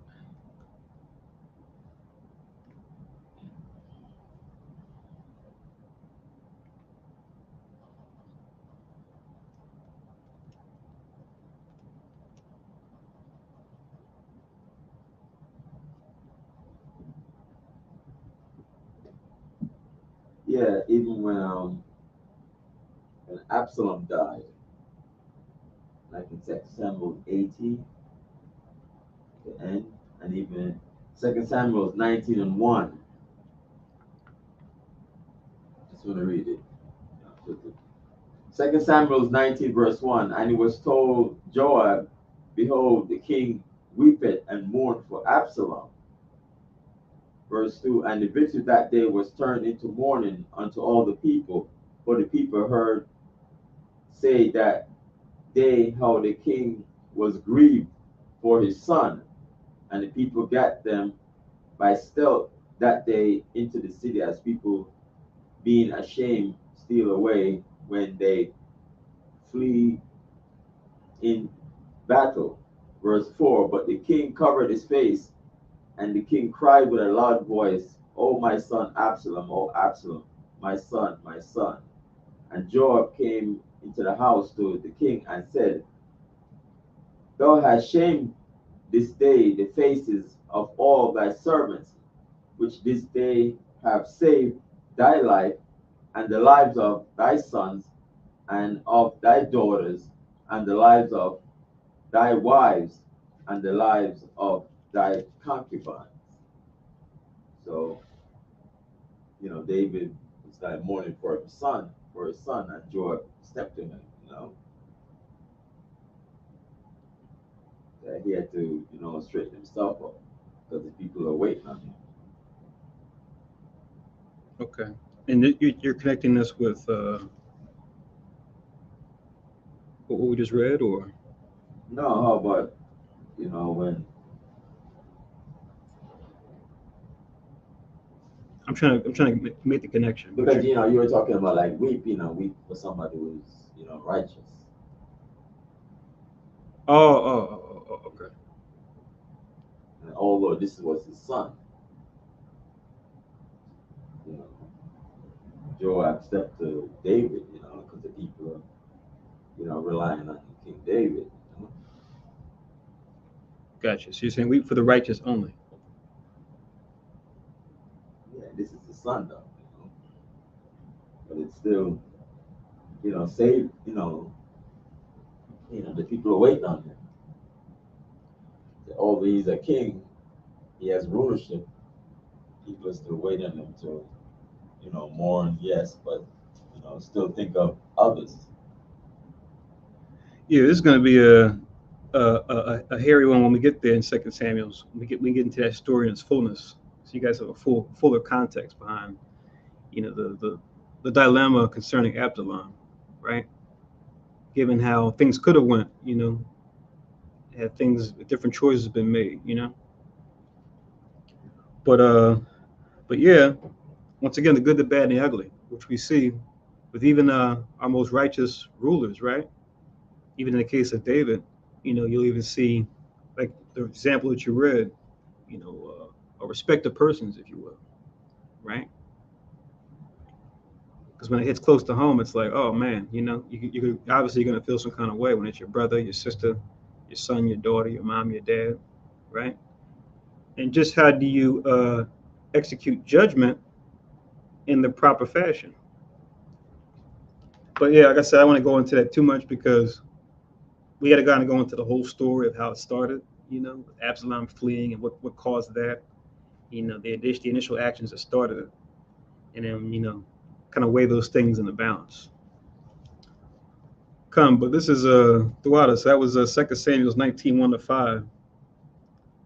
But let's read on in 2 Samuel 4 in verse 1, which says, "And when Saul's son heard that Abner was dead in Hebron, his hands were feeble, and all the Israelites were troubled." Right? So, of course, Ishbosheth, right, hearing this, going to be shooken up by it because, not only is his, the main force that he has, the main ally he has to keep the tribes together, dead. But even think about, at least from what we read, their last conversation, right, wasn't too good, right? Their last conversation wasn't too sweet. So you can only imagine how Ishbosheth is feeling right now. The loss of Abner, who was not only his father's captain of the host, but obviously someone that he was close to as well.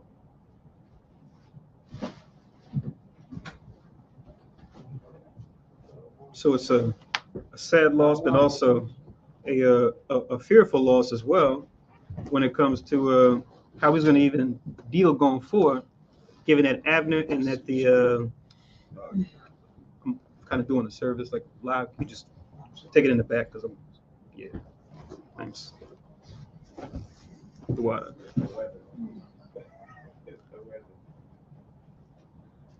Yeah.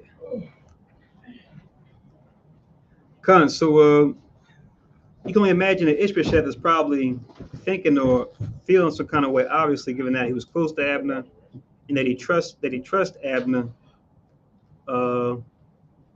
as far as him being, like I said, the top authority that is really keeping things together when it comes to the other tribes that he's now dead. And it says the Israelites were troubled, obviously, because if they weren't listening to Saul, King Saul, before, they would listen to Abner, the captain of the host, because he's like the second in command.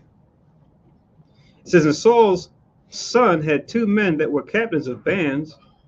The name of the one was Baanah, and the name of the other Rechab, the sons of Rimmon, a Beerothite, of the children of Benjamin. For Beeroth also was reckoned to Benjamin. So you go into the plot of land where Benjamin was, which is around Jerusalem, you see they had a city there called Beeroth as well, right? I think anytime you see beer in the name, like Beersheba or Beeroth, that beer in the Hebrew means like the well of. So it's probably a well in that city, which is probably how it got started. So there's certain names of cities you'll see when they have a certain part of it that's in common, it usually means something specific about the area. But now these two captains of bands, these two top men in Abner's army, we're going to see what they're going to do going forward, right? And it's going to speak to what we've been talking about, which is, vengeance being the Most High, right? The vengeance being His ultimately, right? While we can exercise it ourselves, it's best for us, even though it can be very difficult. It's best for us to defer to the Most High's judgment when it comes to certain matters. And we see David exemplifying this throughout the books of Samuel, where he's had on more than one occasion to take Saul out by his own hands. But he would tell his men that were ready to go and do it, don't lay a hand on the Lord's anointed. Let the Most High deal with him in due time, right? He's already said and done the worst, right? All we can hope is that he can repent and come back to the Lord, right? There's a chance he could survive. But if he continues down his own path, the Most High is going to deal with him. We talked about this in Acts all the time, right? With was it Gamaliel, right? Even though he was a Pharisee, the one that taught Paul, he gave some sound advice. Read in Acts, I think it's chapter 5, when they caught the disciples at that time. He said, don't have your hands against God when you're trying to go against these men, because if these men, what they're doing is, if it's of God, it's going to be all right. But if it's not of God, it's going to come to naught anyway, right? So we're going to see when it comes to Saul and his house, as we have seen, that the Most High's judgment, is enough, is more than enough to take care of things, to where the Most High's judgment, and we can even experience this on a low level, when we have situations in our own lives where when we defer to the Most High, we say the Most High can pay back in a way we can never imagine, right? Or pay back in a way or to the depth or on a level that goes beyond even our awareness. Because for us, like the Most High told Samuel, the man looketh on the outward, but the Most High seeth the heart, right? A lot of folks that we may know personally, we might want to get or have judgment passed on them, right? Whether it be family, friends, associates, right, what have you. The Most High knows the full story behind why somebody says and does what they do, whereas you only know how it hurt you, how it made you feel, right? To where when you give the Most High that room to do His thing and you just observe, you learn a lot from that. You say, "Oh wow, see the Most High, he knew the story behind why this person was even doing this. I wasn't even thinking that far. I wasn't even thinking that deeply, or going that far along, you know." So that's why it's always good to trust in the Most High and trust in His judgment. But yeah, these two guys, we're going to see what they're up to as we read on. Verse 3, it says, "And the Beerothites fled to Gittaim and were sojourners there unto this day. And Jonathan, Saul's son, had a son that was lame of his feet. He was 5 years old when the tidings came of Saul and Jonathan out of Jezreel. And his nurse took him up and fled. And it came to pass, as she made haste to flee, that he fell and became lame. And his name was Mephibosheth. Mephibosheth, right? So once again, the Most High judgment, it follows you, right? Not just you, but it follows, family and those that come after you, right? And those that you're close to, that you care about, to where you really want to be mindful. We see that even going back to the patriarchs, right? With Jacob and his 12 sons, to where what one man can do, right, can affect the entire tribe going forward, right? And we see it with different tribes, where we see like what happened with Reuben, what he did with his father's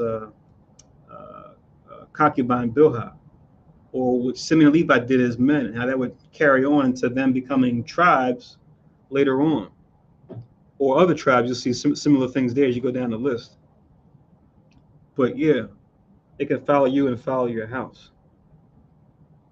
Because this was going into what happened at the end of 1 Samuel, when Jonathan and Saul died in battle at the hands of the Philistines.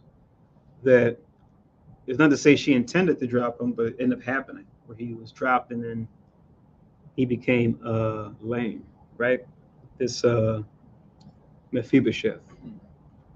So it's like a rain cloud when you are doing wrong by the Most High, especially when you do it knowing the truth, like King Saul knew, right?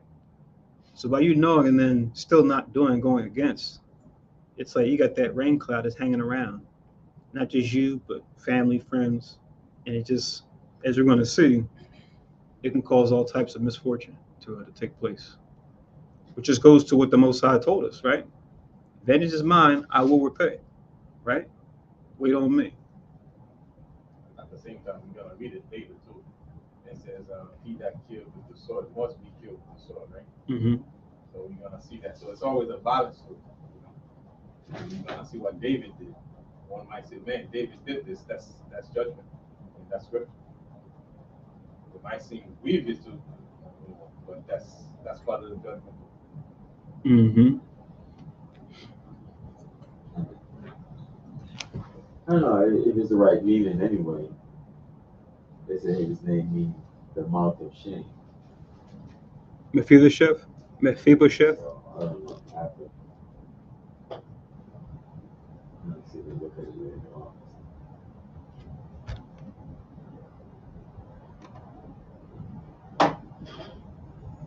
So let's take a look on Blue Letter Bible. Let's see. Since we're talking about it, I'll share the screen so folks can see.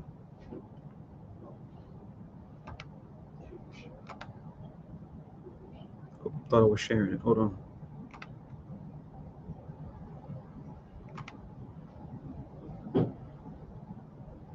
Oh, oops. There we go. So 2 Samuel 4:4. Mapayapshath. Mapayapshath looks like how it will be pronounced in the ancient. Let's see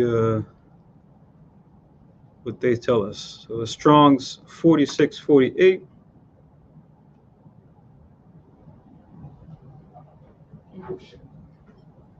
Exterminating the idol. Because I have in my Bible, it says Merib Baal or Merib Baal. So I'm not sure if he had like two names or what's going on there. Like it says here for Roman numeral I, B, and then small I. It looks like they translated the Mephibosheth, exterminating the idol. Does it come up any other places? Looks like it just when it's his name mentioned, it comes up.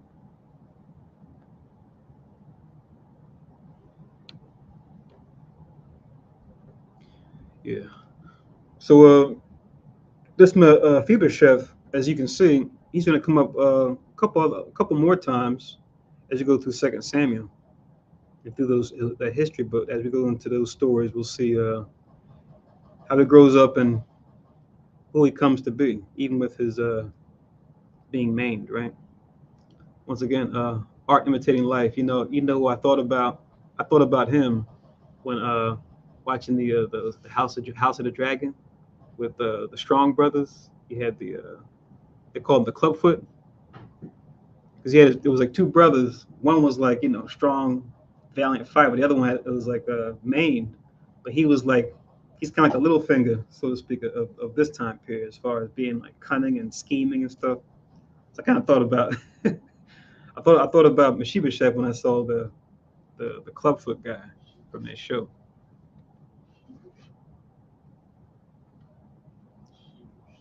But either way, let's continue on. Let's see what happens. So this is 2 Samuel 4:5 now. It says, and the sons of Rimmon, the Beerothite, Rechab, and Baanah, we read about them in verse 2, went and came about in the heat of the day to the house of Ishbosheth, who lay on the bed at noon. And they came hither into the midst of the house, as though they would have fetched wheat. And they smote him under the fifth rib. There's that fifth rib again, right? What a gusher. So it's a kill shot, right? A certain part, like I said, you attack a person in a certain part of their anatomy and then pull the knife or the blade. You can take them out with one shot, apparently. Under the fifth rib, it says, and Rechab and Baanah, his brother, escaped. So now they did an assassination of Ishbosheth. So talk about that rain cloud, right? Raining down. So this is King Saul's heir apparent. Now he's killed by those of Saul's own army, right? These captains of the bands. It says, and they escaped. And it says in verse 7, for when they came into the house, he lay on his bed, in his bedchamber, and they smote him and slew him and beheaded him and took his head and get them away through the plain all night. And they brought the head of Ishbosheth unto David to Hebron, and said to the king, behold, the head of Ishbosheth, the son of Saul, thine enemy, which sought thy life.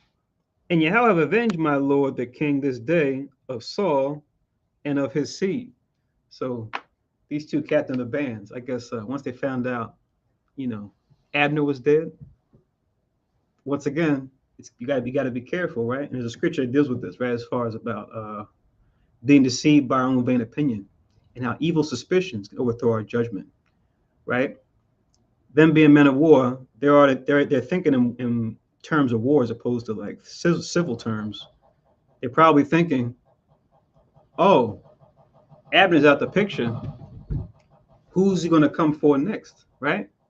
Since we're chief man in the army, David may have it out for us as well. Let's try to get on David's side, and let's do show him a gesture. Let's show him how do I word it?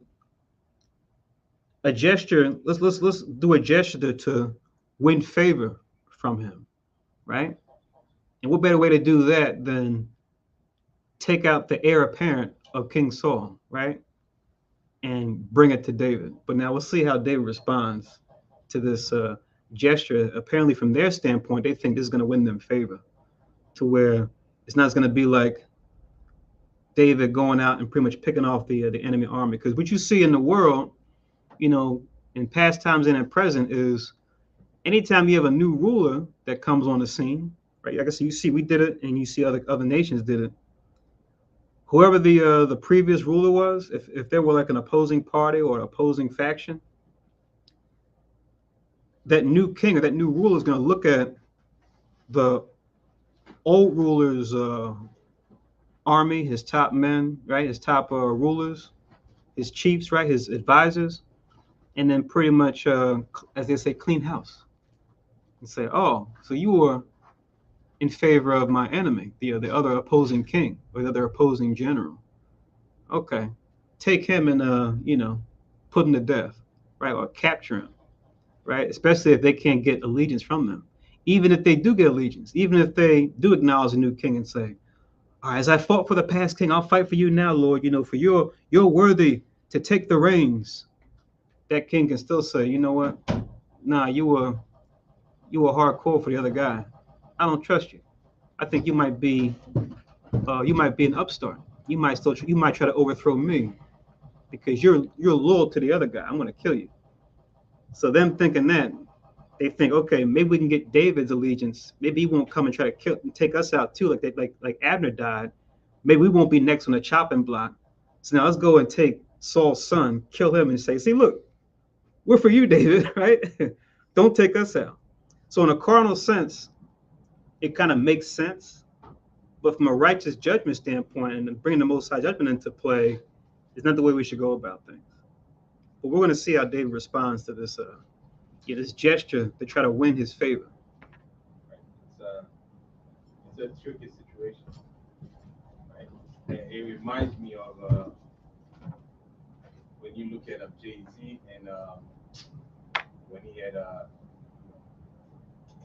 maybe Siegel around him, those guys, the state property. Yeah.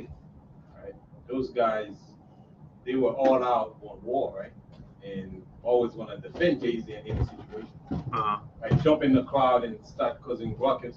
Jay-Z was like, man, this guy still don't understand. It's not what it's about.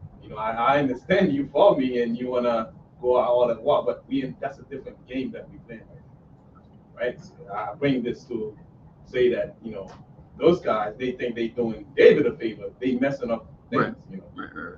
They messing up, and David, that's not what it's about. They miss the big picture. They don't see the big picture. Right. That's what I was saying. Like on a carnal sense, yeah, we get it. That's usually what happens, right? When you have the changing of the guard, right? Anyone that's loyal to the past ruler, it's like they'll talk to their top person and say, all right, so we got some house cleaning. Who we have to worry about? This person, that person, this person. And then if they don't know already, you'll see them trying to pack their stuff and get out of Dodge, right? Once they have the coup or once the new person gets in power, they're trying to pack their stuff. And then depending on how fast the new ruler is, he might already have his people there at the door when they try to leave. And they're like, oh, you thought you were about to escape? And run to some other country and join our enemies? Oh, no, we got you now. Or they have to do the whole, supplication. I'll serve you just like I served the other guy. Trust me. Well, what can I do to show my loyalty to you now? Right? And even with that, still not enough. This is like, yeah, I hear that, but fall on him anyway. Kill him anyway. Because why take a chance? I'm not sure who had to hit him first. Okay. Yeah, but he wasn't a soldier. He was just he was lame. He didn't pose any threat. Who you talking about? Yeah. But him, he's No. You're talking about Mephibosheth. We're talking about Ishbosheth. That was his uncle. Who's the one that's lame that they killed? Ishbosheth. Ishbosheth, yeah. But the one who was laying we're talking about here at the top is Mephibosheth. Ishbosheth was his uncle. Think because you have Saul, right? And you have Jonathan, and then you have Mephibosheth, which is his son. But Ishbosheth was Jonathan's brother. It was he was a son of Saul, I think, by another woman, if I'm not mistaken. Like Ishbosheth at that point right now, he's the one. It's the last line in Saul that hold the throne, right? And Mephibosheth is still young, because remember Saul didn't die that long ago. He's still like a young person. Like he's like probably like a grade school age at this point. Like Ishbosheth right now hold the part of Saul's kingdom. That's the last. That's the last line. Exactly. Right. And he believes in Abner, and Abner was a strength. Right. So once he heard Abner die, it's like, and that's it. It's finished. So.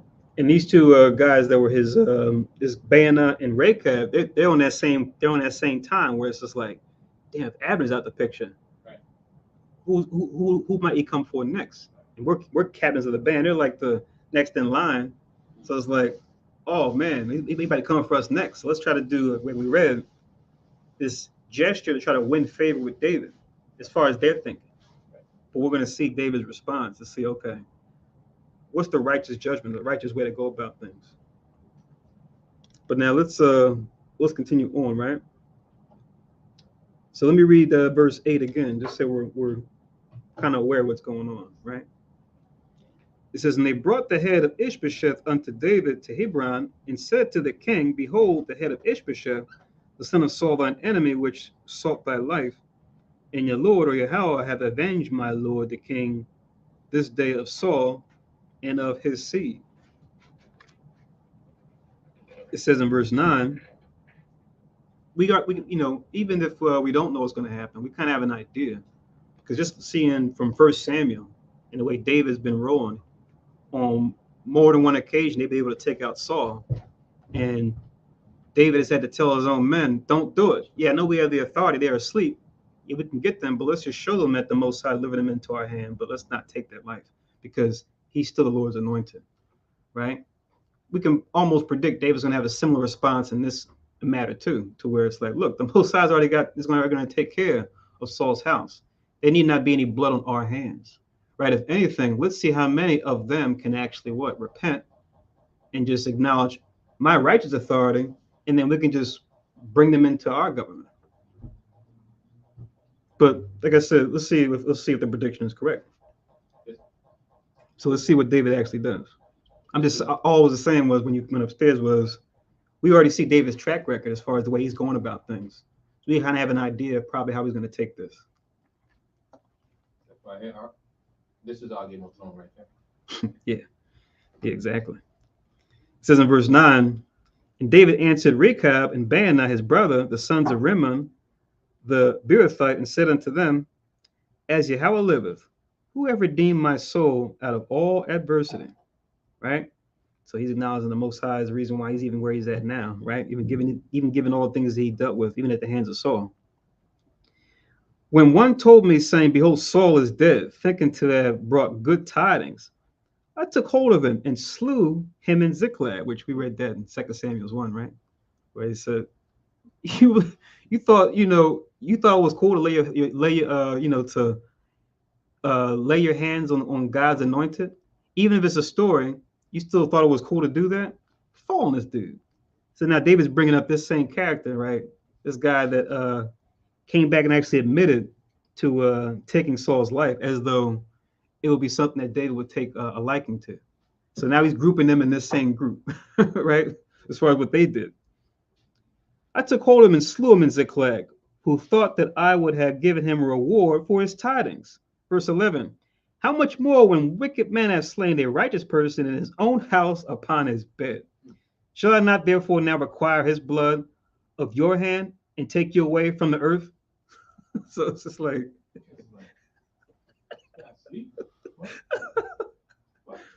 I thought this was,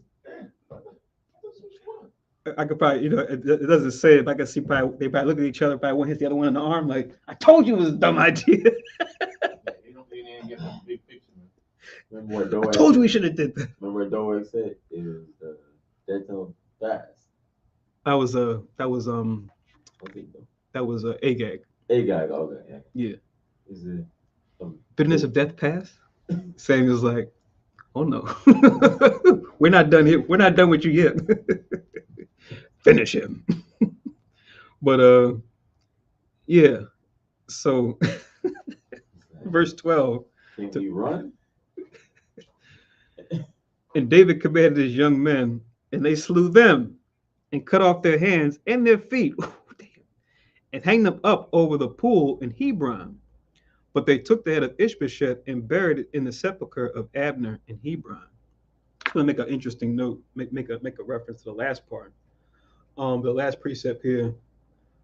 That's kind of interesting that, just to show not only in word but in deed the respect that he has for those of Saul's forces, right? That are honorable, that are, courageous, valiant, right? That didn't try to come at him any old type of sideways kind of way, right? That kept it according to the book, that he would at least try to give them a proper burial, right? Like he did for Abner.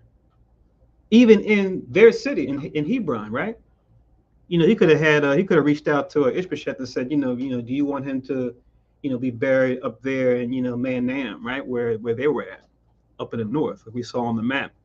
But you see that he gave not only Abner, but also Ishbosheth proper burials in Hebron, the city where he's in, right? Showing like, we acknowledge these men. It's not like these men were at odds, these men were wicked or what have you, right?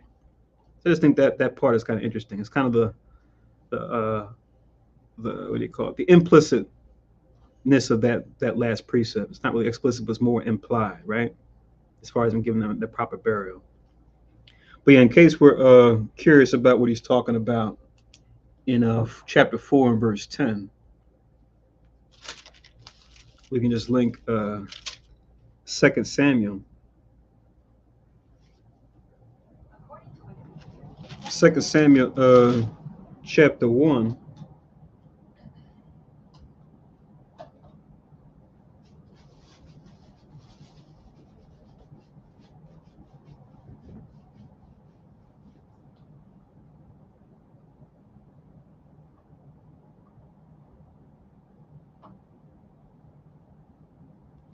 This is verse 13, just to get the section we want, 13 down to 16, to link with 4 and 10.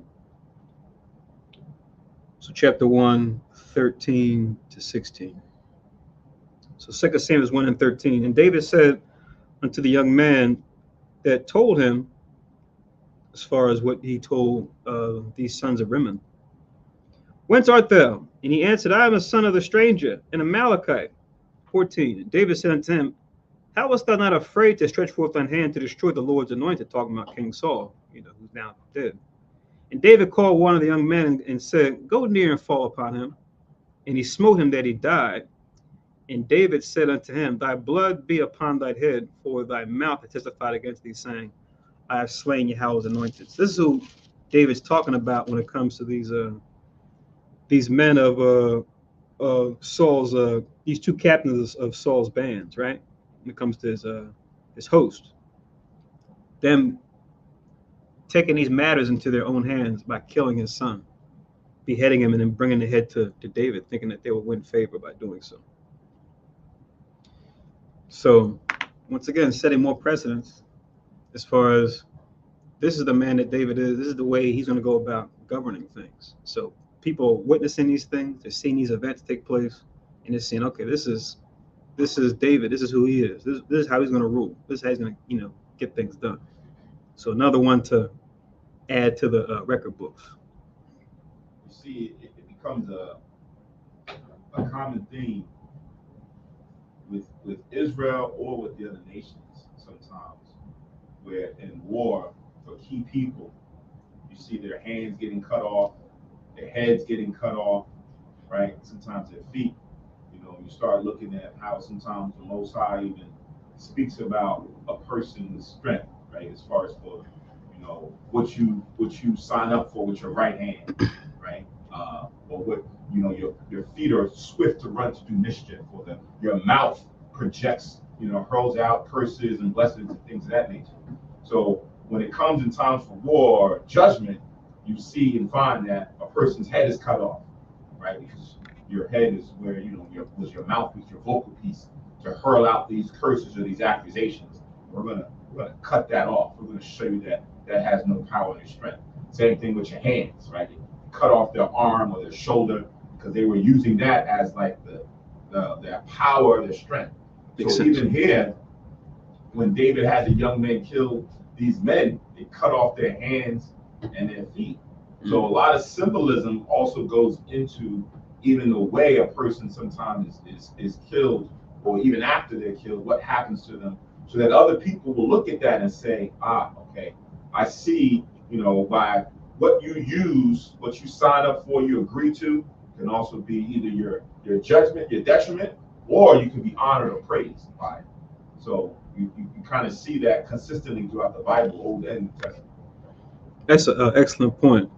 I'll read these in Proverbs just to back that up when it comes to, like you said, what they cut off and why. Because like you said, a head, because the head, like you said, it speaks, it makes decisions, right? You mean to tell me you had the nerve to actually decide that this was cool to say and do? And then you said hands and feet. The scriptures talk about, you know, did you have a hand in this? Right? Represents your strength, represents, you know, your intent, what you try to do. Your feet too. The scriptures talk about, I'm going to read it in Proverbs. Feet that are swift at running to mischief. You know, like you had the nerve to take your feet and go over here and do X, Y, Z with your hands. And you thought it was cool in your head to do this. So it's like you said, those body parts got to be the ones to be shown. Like, here's the person that thought this was cool. Here's the person that thought it was cool to say X, Y, Z. Here's a person that thought it was cool to go here with his feet and do this, or to go here and do this with his hands. Yeah. This is a proverb just to go along with that. Proverbs, and then, you know, the mark, the whole mark topic, right? The mark of the beast versus the mark of life. Where's the mark? In our head, on our hand, right? But representing, you know, how we think and what we do. So we want the mark of life. To get the mark of the beast, that means that the way we think and the choices that we make are corrupt. They're, you know, doomed for destruction. So yeah, this is Proverbs chapter 6. It's funny, these sections are actually together. First, I'm gonna read the part for the body language, and then I'm gonna go down to the things that the Most High hates. So first, Proverbs 6, 12 to 15 is a section, and the other one is 16 to 19.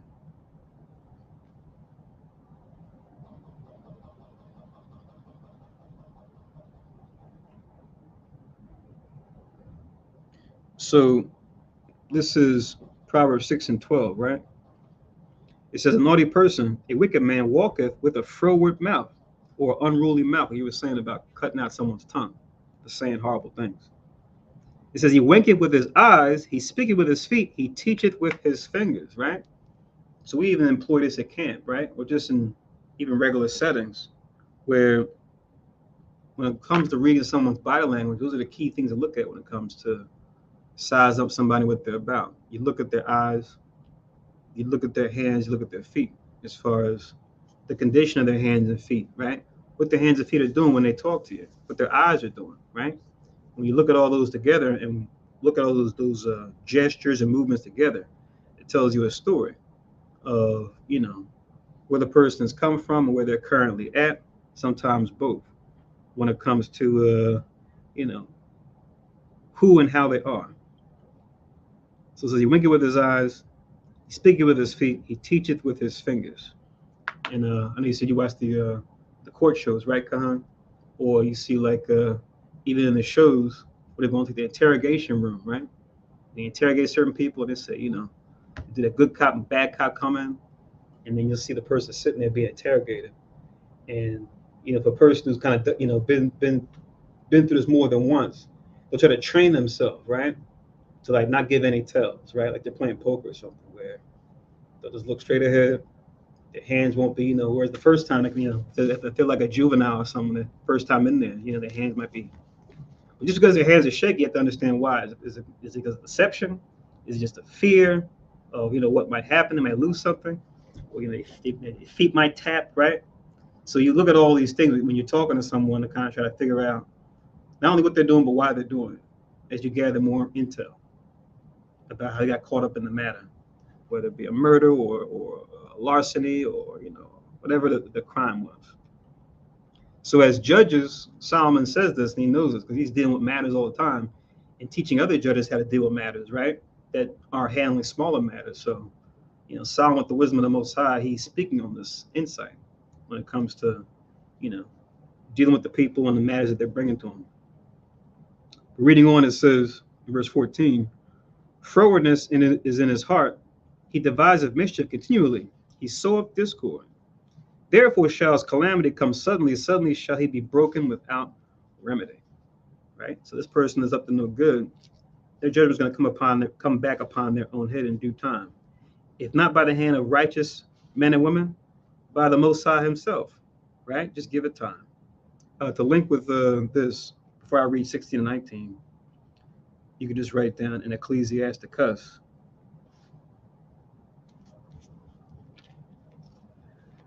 Ecclesiasticus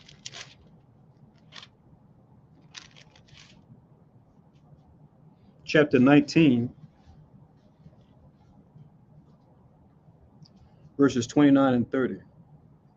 Ecclesiasticus chapter 19, verse 29. It reads, once again, Ecclesiasticus 19 and 29. A man may be known by his look, and one that have understanding by his countenance when thou meetest him, but it's like his face. Then it says in verse 30, a man's attire and excessive laughter and gait, which just means the way he walks, show what he is, right? Once again, it's like reading someone's body language, the way they carry themselves, right? It's going to tell you if that person is, like a thoughtful person, right? Always, considerate. If a person is just trying to hide things, or if a person might just be like it's oblivious, right? Sometimes what they do as far as the way they walk, the way they dress, the way they laugh, it kind of shows you, like they said, someone might be a couple sandwiches short of the picnic basket. Everyone may not be home up there. Or this person's trying their best, but they don't got too much going on. They're oblivious, They're like a child, even though they're adult, as far as the way they go and come. I think I saw someone's hand. So this is back in Proverbs 6, in verse 16. It says, these 6 things doeth the Lord or Yahweh hate. Yes, 7 are an abomination unto him. Abomination being just hatred on a high level, right? Or the embodiment of something hated or detestable. It says in 17, a proud look. You do that with your what? Eyes.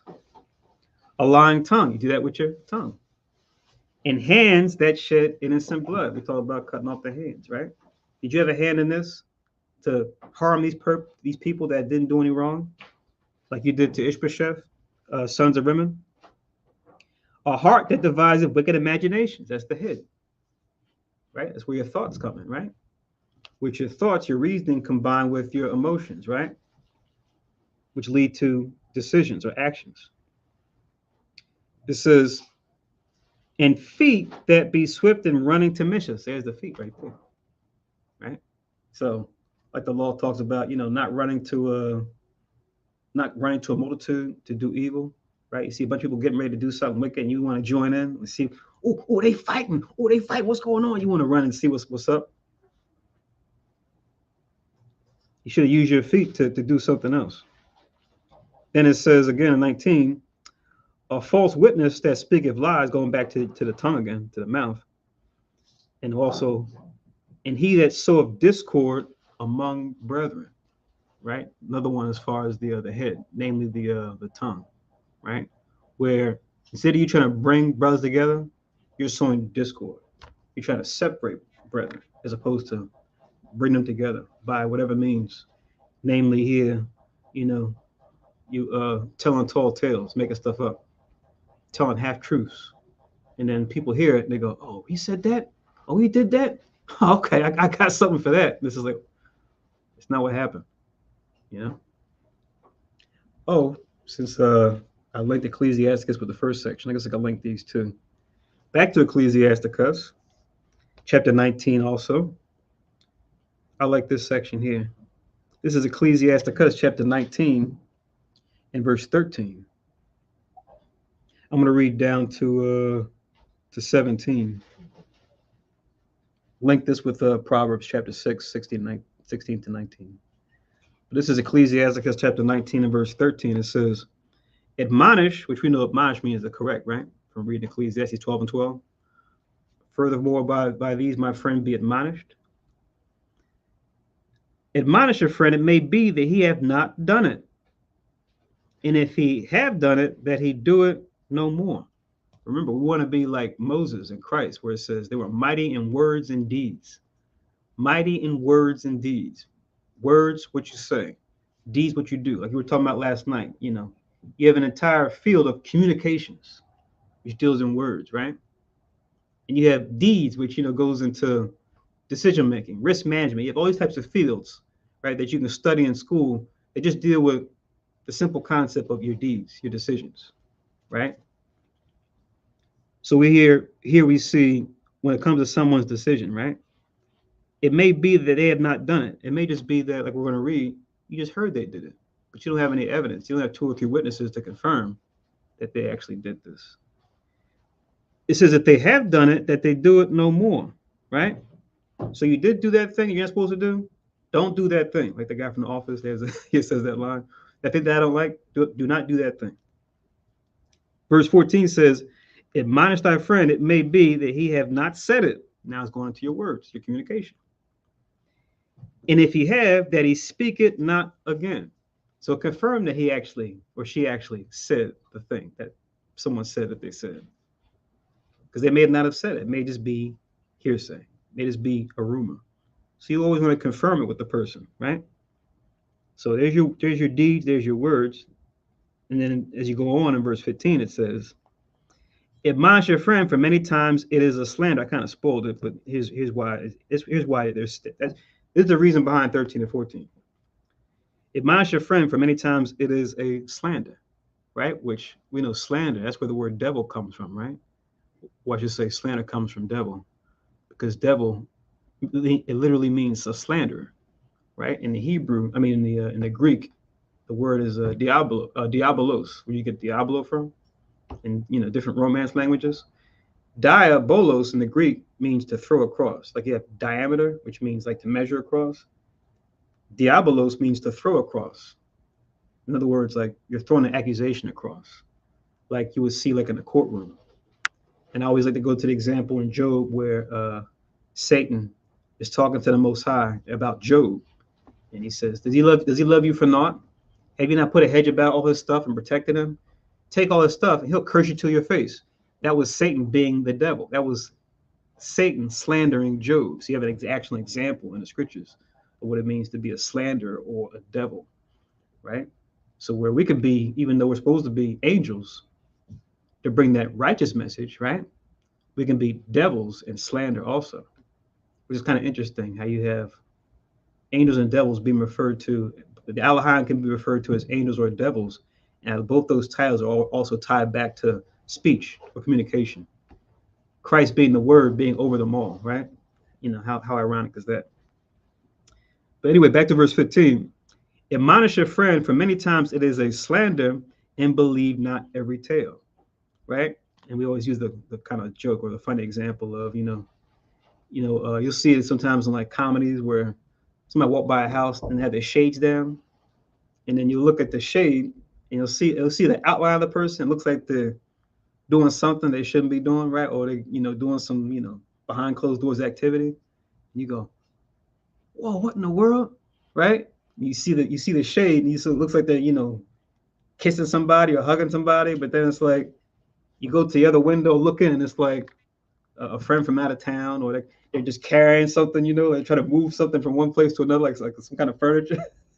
But from the way you look from the outside, it looks like, oh, they're cutting up, they're doing something they shouldn't do. And you finally get a clear look. You go, oh, I was wrong. I shouldn't have judged according to the appearance. Now I'm forced to judge righteous judgment. Or they break into the house and they go, oh, I caught you. And it's just like, caught me doing what? This it's my family. I'm from out of town, you know, or we're just doing this. But it looked another way from outside, you know. Oh, we always use that kind of as like a joke, but like as an example of how things can appear one way, but it's actually not that. And it's important to make sure. And then it says in 16, there is one that slippeth in his speech, but not from his heart. And who is he that hath not offended with his tongue? Right? Which, you know, James chapter 3 kind of goes into that in full detail. But yeah, you have this scenario too where you mean well in what you're trying to get across, but you just can't put the words together, right? It happens to the best of us, right? Even the, you know, speech writers, right? And top orators, even they can run short of words at times. Or the words they want to use to say something just doesn't come across the way they intended, right? And sometimes they can see their audience. They can immediately see once they say the sentence, and the people in the audience kind of do like a sit back, or they kind of twist their face up, like, and the person speaking might stop and be like, "Oh, okay, let me try that again." So what I meant to say was, they try to think about, okay, put the words in the right order, and, you know, let me use this adjective instead of that adjective, or let me get rid of adjective altogether. Let me just, you know, be to the point. Let me not make it elaborate. You know, whatever they got to do to get the meaning across. So it's an art to it, right? It's no accident that's the seventh sense, right? We talk about our senses, where you got our five senses that we know about. Then you have the sixth sense, which is like our understanding, which is where our decisions are happen. Then it mentions the seventh sense, which is speech, right? So speech is very essential, very important. There is one that slippeth in his speech, but not from his heart. And who is he that hath not offended with his tongue? Then finally in 17, I'll stop here. Admonish thy neighbor before thou threaten him, and not being angry, give place to the law of the Most High. Right? So a scriptural version of, you know, what we might hear in the world, especially if we worked on like, you know, a professional setting, right? Where you have like systems and processes in place for like, you know, wherever you work, whatever your product or service is, and your management will tell you, trust the process, right? I know you might want to jump in and do things your way, but look, we put a process in place because we know from our research, from our surveys, this is how things tend to go in a sales call, how things tend to go when it comes to marketing, or this is how it goes when it comes to procurement, you know, whatever part of the business you're talking about. Trust the process. We put a process in place to handle these things accordingly, right? So in the truth, it's that much more important to trust the process, right? It's easy to go off of what you may think may be, but give place to the law of the Most High to work it out, because you might be right, but at least now you know you're right, and you're not worried about if you jumped the gun and falsely accused somebody, right, or made a mistake. Or you'll realize you thought you knew, you really, you know, you had that, you know, your instinct told you, but then you were dead wrong. You got a false positive. Well, because you trust the process, and you got the second or third witness, you gathered evidence, right? You made sure the thing was certain, like the law says. Now you're like, oh man, I could have made my brother, sister, my enemy for nothing had I just jumped the gun. I'm glad I trusted the process and gave place to the law of the Most High. Now I'm not at odds with my brother, sister for nothing. And I think in these last two chapters of Samuel, we see, you know, some good Romans 15 and 4 here about these scriptures we're reading about now, and how they're being applied and not being applied, and how it could get you into trouble. Like even look at what happened between Ishbosheth and Abner from the start of chapter 3, right? It doesn't really give a detail, but you have to wonder, okay, why was Ishbosheth so sure that Abner had slept with Rizpah? Like, how did he know for sure that he did that? You know, he jumped the gun, and he didn't ask him. It was more like the question he asked was more like an accusation. How could you do this, as opposed to, I heard a strange rumor. Is there any truth to this, right? It's totally different, right? You ask it one way versus the other. But the way he asked it, apparently Abner was like, oh, really? Really? Of all people, I would do that? Man, I'm going over to David, man. I can't deal with you. Like, just him, you know, trusting whatever that slander was that he did that. We saw that broke that bond between the two of them. And they had Ishbosheth on, you know, had him uneasy. And then by the time that the chapter 4 comes, and he's even more uneasy when he finds out he dies. So it's just like, when applying these principles we're reading about now in our own lives on a smaller level, how can we avoid situations like these that can cause you, like you said, your brother to become your enemy for naught? By just, like we read, trusting the process, believing not everything that you see or hear, right? Make a diligent search, like the law says. Make sure the thing is certain. It won't even take that long, you know? It's just like, I know you're familiar with like the marketing and the business stuff. They say like, you see a commercial, right? You got an urge to buy something, right? It says like, well, you give it like a certain period of time. They say give it like 10, 15 minutes or something. And they say if you still feel the urge to buy it, then okay, go ahead. But if you don't, then you really need to buy that thing that you were advertised. You know, it's like the law is there to like fan down those immediate emotions to want to go in and do. We can just say, okay, let me just make sure. Let me just dot my I's and cross my T's to make sure this person said or did what they said or did. Not just go off of what I'm hearing or how it looks, how it appears from the outside, so that I can avoid more headaches and hassles later. And depending on whenever this accusation was allegedly taking place, if it was after his father died, and what does it matter, right? Because once a person is dead, they're no longer bound to marriage. They're free to go and be with who they want to be with. Right. So unless it's out of like respect, then that's right. She's untouchable. That was my father's concubine. Right. Why would you go and lay with her? My king. Yeah. Case of Abner, right? Yeah. Or no, I mean as far as for Ishbosheth, saying that to Abner. Like, this is my father's. Oh, okay, gotcha. Yeah. Like, why would you go and do that? But if it was during the time when he was alive, then yeah, that would have probably should have been addressed when he was alive. But if he's dead, then like why are you coming to me with this? Like, that's nonsense. Because wasn't Abner actually slept with her? It doesn't really say. Based on this chapter here. From what I gather, that's something in the previous his chapter. reaction to me made it seem like he did, but he didn't think like you said, he didn't think it's a big deal. Yeah. So you think he did? You said? Yeah, because to me that's what I see when I read it. But he didn't. He said Ishbosheth make a big deal about it, but because of everything that he has done, then I done this, and then you coming at me with this, and being the fact that Saul already died.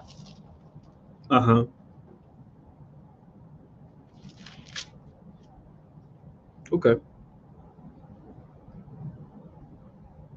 Because I was trying to read it, in English, and then trying to compare with the other version of Imperial, and the reaction is kind of like, you get the reaction. It's like it's not a big deal. Why are you even coming at me with this after everything that I have done?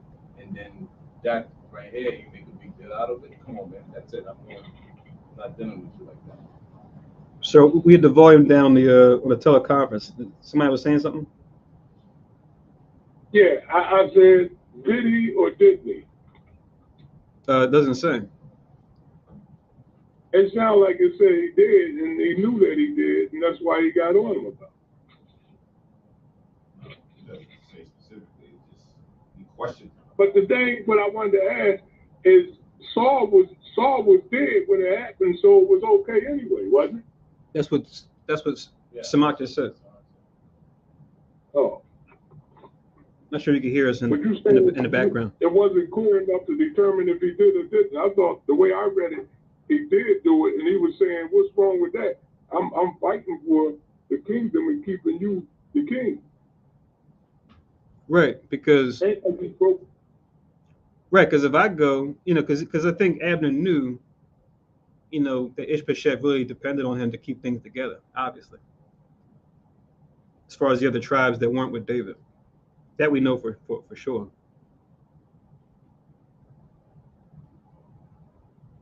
And the other thing is, earlier you brought that up about him when Abner died, that he was fearful, but you brought up 2 points. In the first point, I don't think that was correct. I think the part where you said, yeah, he was fearful because now he knew that the kingdom wasn't going to be his at all. But the other part where you said he missed him, he couldn't have missed him because he was mad with him for sleeping with his aunt. You see, he missed him. You make the point. When Abner died, you said that was it Ishbosheth? You said that Ishbosheth was scared now because that was his main source of power, right? Right. And the other point you said that he loved Abner, but he couldn't have loved him that much because he accused him of sleeping with his father's concubine. Right. That's. Well, I mean, because of his love, he might have said that. You know, right. I mean, they were close. They were pretty much like family. You know what I mean? Like, cause I mean, we see that with the new moon, right? Like when we always read that, right? David's place was empty. Who was there at the dinner table, right? It was Jonathan, Saul, Abner was there too, right? So it's like it's captain of the host. That's like him and Saul were like, you know, always together anyway. You know what I mean? So he probably raised Ishbosheth to a certain extent, like partly, you know. Right, but over a period of time, Ishbosheth began to smell himself, and that's why he came out and put Abner on the spot. Right. But whether he did or not, it was okay because Saul was dead then, right? Right. That's what we're just talking about. But you're saying that it's not enough evidence to determine if he was accusing him of it or if he really did it. It's not evidence. That's what you're saying? Right, whether he did it or not. But just the way they came at him at the end of verse 7 was enough for Abner to get wroth with him. That's what we can see from the end of verse 7 to the beginning of verse 8. And the point I was making was just going back to what, you know, Ecclesiasticus is just, you know, to make sure a thing is certain first and foremost. And if it's justified, because if it is, then why even ask the question to begin with? Right? Right. That's the overarching thing, so that you can avoid situations like this, right? That was kind of the overarching point I was trying to make. Oh, okay. Right. Well, I pretty much, the way I understood it, he actually did it, and that's why he came at him. I guess I got to read that again. I thought he actually did it.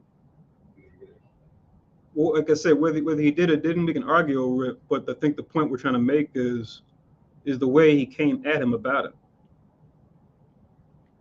But if he did it, I mean, why was he mad with him? Because his father was dead, so it was okay to marry this chick now. So why was he mad with him? Like I'm not sure you heard Kahan Samak. He made the point already as far as, you know, it's like a respect. It might be like a respect thing where it's just like, even though, you know, Saul is dead, you know, why would I want to become a wife to his widow? You know, out of respect, I wouldn't want to do that. It could. Oh, is that the way Abner said that? It could have been something like that, and that's just going off of even what people do now, right? I mean, we have a law. It seems kind of weird when we talk about the brother dying, and then his younger brother raising up seed to his brother, right? We have a law that does that for inheritance sake.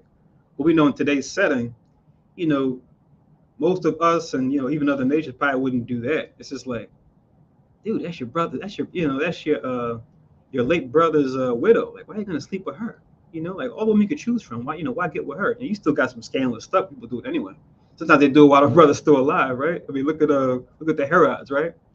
You saw that with the Herods in the New Testament, right? Where John the Baptist got on them, like, yo, what are you doing? Like, you sleeping with your brother's wife? Stop that. But now, I'm not trying to go on a tangent. The main thing I'm trying to say is, it might be a thing where it's like, I'm not going to do that just out of respect for King Saul. You know what I mean? If she wants to remarry, she can, but I'm not going to be the one to do it. If she didn't have any children. To what? If she didn't have any children or something like that. I mean, there's a law for that. Mm-hmm. If she didn't have any children. And even also, like... Wait, say again? I mean, no, wait a minute. It's not his brother.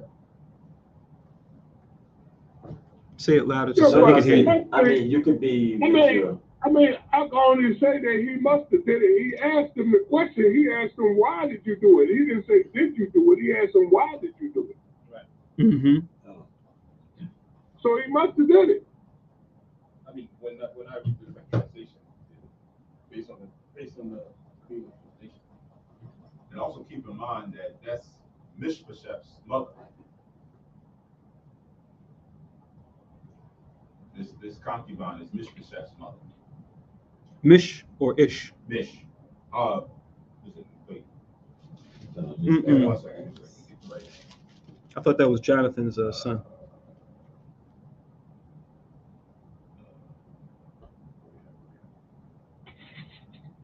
Because I didn't even know it said who Jonathan's wife was. Because in 2 Samuel 4:4, I thought I read that it was Jonathan's son. So that would be like Ishbosheth's nephew. Unless I misread it. No, that's it. Good. Mephibosheth. When you read So who's who's Ishbosheth's mother? So this is 2 Samuel chapter 21 and 7. We're jumping ahead, but just to get some clarity, right? So this is 2 Samuel 21 and 7. It says, but the king spared Mephibosheth, the son of Jonathan, the son of Saul, because of the Lord's oath that was between them, between David and Jonathan, the son of Saul. But the king took the two sons of Rizpah, the daughter of Ai, whom she bare unto Saul, Armani and Ishbosheth, and the 5 sons of Malchi, the daughter of Saul, and she brought up for Adriel, the son of Barzali, the Mohalatite. So is it 2 Ishbosheths here? Looks like it. Yeah. Not the first time. Right. You seen it? I think I seen Israelites named Ishmael. Yeah, that's what I think. Esau. Yeah, I think it's like an Ezra, I think, or somewhere. Yeah, like Esau. It's Ishmael. Yeah, this is Israelite brother. Looks like a Judite. Whose name is Esau. His name is Esau. He's like Yahushua. He's like as if he was burned in the furnace. I was like, hey man, this man shows that name? No. Yeah. Or like you got Judas. We know Judas is just a variation of Judah. But you would name somebody Judas, it's just like, and we got Judas Maccabeus, who's on point. Yeah. But even now, if you name someone Judas because of the so-called Christianity, it's like putting a stain on a child's name, you know, like everywhere he goes, oh, that's Judas. Watch out for him, you know. It's just like my parents gave me that name. I'm not the guy, you know, that betrayed Christ just because the name carries that weight, you know, because of the story, you know. And the worst thing to call like Satan, you know. Oh yeah. Or sometimes I remember this either my couple or whatever son, he named his son like Hitler, you know. And I took his kid away from me. I mean, wow. It's a name, you know. Wow. But yeah, but to bring it back though, yeah, that's at least that's what I was getting across. But I think the main point here, why we can question whether or not he was right or wrong, because it doesn't specifically say he did, but the real issue here was just the way he came at Abner about it, especially if it wasn't unjustified. Which goes back to, you know, don't believe slanders if you know something to be true. You know, there's one way of asking it where you can say, well, why did you do that? As opposed to, oh, why did you do this? You know, the same question asked in a different tone can mean everything. You know, once again, it goes back to communication and just how important, you know, communication is when it comes to, you know, how you deal with people, especially when you deal with, you know, family and friends. Like in the case of Ishbosheth and Abner, because it pretty much set the stage. But we know ultimately, and we touched on this already in the service, him and Abner falling out was really destined anyway. Just because of with Saul's actions, it was going to be a thing of the break. It's going to break apart. Right. He had to do something outrageous for him to cut ties with them and start dealing with David. It was going to happen one way or the other, as far as, you know, wherever way Abner went, it was going to be away from the house of Saul. In his case, it happened to be towards the house of David, you know.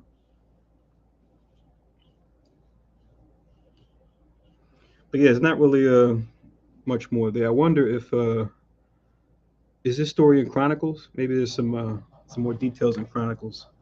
Perhaps I know some things in Samuel are in Chronicles too. But either way, the main point just being, you know, is what you say, and is also how you say it. There's what you ask, and is why you ask it.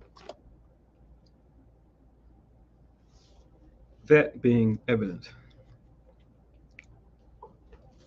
But any other questions or comments on these chapters before we close out? Because that last part went pretty long. I was going to say something else. Con, as you think about it, just remember the last verses we linked were just Proverbs 6, 12 to 15, as well as Proverbs 6, 16 and 19. And then we linked Ecclesiasticus 19, 29 to 30 to go along with Proverbs 6, 12 to 15 about the body language. And we linked Ecclesiasticus 19, 13 to 17 to go with Proverbs 6, 16 and 19 about, making sure a situation is what it is. Making sure somebody's words or deeds are actually what they said and did. Because slander can come. You want to make sure that you're not a victim of slander. You fall victim to it. Oh, one more. Oh, you first. No, I was gonna say that what situation that happened to Ishbosheth, how when she was running away with him, Yeah. in the fall, and then you know that he would be next in line, right? So being that he broke his leg, now he can't do any of that. He can't be in that kind of position. So everything happened with the way the Mosai had, right? And it was destined that it was going to happen. Right? Kind of like when the child said, "Who messed up? Did his father? Is the Mosai had?" Right. You know, the kid did not make it where David would be the one next in line. So everything playing out in David's favor. Right. Right. And whether or not Ishbosheth was wrong, also you kind of see like as the city was up at a point where everything was like upside down. He went to sleep, right? That's what God fellas see. That's the time he should be. It's like it's his main kind of mess up, so he just give it up and then become feeble. So just to show you, everything works out to the point where David would be. You trying to say is wicked to take a nooner, man? Like a low sleep and things like that, Or Judith. What about Issachar? He saw that rest was good. If you next in line, you're supposed to be thinking over, and not that's the time you try to even think and strategize. This guy went to sleep. I'm joking. I'm joking about the Issachar, but yeah, because it says what did it say? He put his feet up around noontime. Yeah. All of a sudden, that's when the guys come through. Yeah, it went to sleep. Yeah. That's the time you heard your men died and the people are distressed and things gonna happen. That's not the time to go to sleep. But it happens. That it's just to show you that kind of spirit. This guy didn't really care much. And even if he did, that was the one day where the Most High would fall asleep. Just so he would be caught unaware. Just Most High do the puppet the strings. Right place at the right time for a killing. Killing time. But at least David gave his head a proper burial along with Abner. Right. So I was gonna say that too. David, for better or worse. David, on the other hand, must always tell us, hold that which you have till I come. David acted based on what he knows that's what's righteous to do. You know what I mean? It's our people, and you should not commit, murder. The way he was sleeping and stuff like that. It's not like he was at war. You fight with him, so he was defenseless at that point. So you shouldn't be doing that. So he acted correctly. But as far as what they did and things like that, Yahushua was gonna leave everything to us in terms of the ends are in and out of it. But David acted according. So just to show you, David acted based on justice. But other guys on the situation. Other guys running, free. Right. In battle or fighting, and they struggling and they kill. Oh, Stab and slide. Stab and slide. all right, Judah, was he drunk? Like in Judah, was he drunk? Judah? In the book of Judah, was he drunk? And this is Yeah. And then Ehud, was he asleep? No, he said he had something on point, right? And Ehud, the Benjamin brother. I'm trying to think. Was Eglon? I think I just said he was in his summer. He was in his parlor, and he had the two guys watching the door. I remember it said they asked him a question. He said they were ashamed because it was like so much time went by.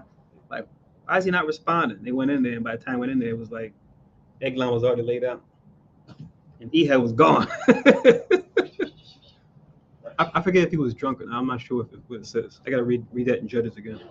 And the soldiers too that did this, right? In their mind, they think they're right to do it. You know, on the outside looking in, they think that's the right thing. But now, in their spirit, they probably wanted to make a name for themselves, right? Because in the world, somebody do something like that, a soldier do something like that, kill somebody that supposedly at war with the kingdom. That's honorable. He probably end up being a general. Exactly. Yeah. Exactly. But in David's case, nah, that's not gonna fly because that's not what. Right. Exactly. Come. This is the other scripture I want to read too from earlier, but it kind of covers what we're talking about and just these situations and what we can learn from them. Ecclesiasticus, chapter 3. Now the whole section I'm going to read, but I want to emphasize mainly verse 24 and 25. But I'm going to read 21 down to 25. So Ecclesiasticus chapter 3 and verse 21, where it says, "Seek not out the things that are too hard for thee, neither search the things that are above thy strength." Then it says in verse 22, "What is commanded thee, think thereupon with reverence, for it is not needful for thee to see with thine eyes the things that are in secret." Right? Just going into, work what you know. Make the most of this, right? Look what we have right here. Even Christ told his disciples, right? When he said, "Why do you speak to them in parables?" He tells them, there's certain things that you guys many people wanted to see, they're not going to see it. If they wanted to hear it, they're not going to hear it, but you guys are hearing it, right? That's what we always talk about. Knowledge would seek out other books and what's out there and, far reaches of the creation. But wisdom says, let's try to understand what's right in front of us. We can't even figure out what's right in front of us. What's the point of us seeking what's not in front of us? We're trying to figure out the water in the glass. What's the point in trying to figure out the water that's not in the glass, right? That can come, but priority should be on what's in front of us and trying to make sense of that. Like we look at our brother Esau trying to go into space and all this other stuff, like the prophecy says. But it's like, what are you going to do out there? You're going to make a mess of things just like you made a mess of things on Earth. All you do is going to create more messes on any other planet you think you're going to go to. So that's where they have knowledge, but they lack wisdom. Let me read on. It says, 23, "Be not curious in unnecessary matters, for more things are showed unto thee than men understand." And here's what I wanted to hone in on. Verse 24. "For many are deceived by their own vain opinion, and an evil suspicion have overthrown their judgment." So you gotta be careful for this one, right? Because if we don't have enough information, if we don't make a diligent search and make sure the thing is certain, like the law says, we might make a blunder. We might say or do the wrong thing. You're better off saying or doing the wrong thing fully aware of the situation, right? Than not be fully aware of the situation and think you're saying and doing something that's right, and then you just make things worse. Because at least you went in, with full clarity, right? But if you go in there and you like I said, you're just dealing with limited information, and you haven't done a diligent search, then you're just going to make things worse for you and those involved. So once again, verse 24, "For many are deceived by their own vain opinion, and an evil suspicion have overthrown their judgment." Then 25, and I'll stop here. "Without eyes thou shalt want or lack light. Profess not the knowledge, therefore, that thou hast not." Right? So if you don't have eyes, you'll want or lack light, right? So how can you see? How can you have light if you don't have eyes to perceive light? Then finally, profess not the knowledge, therefore thou hast not. So if you don't know, you're better off just saying you don't know, or just say I think, based on what I do know, and just leave it at that. And we always use the classic example of, you go to somewhere to ask someone for directions, right? And if you ever ask someone for directions, and the person wants to tell you but they don't know, and they'll kind of stumble over their words, they'll try to put something together to try to tell you. The better thing is, okay, you want me to find where I'm going. I appreciate that.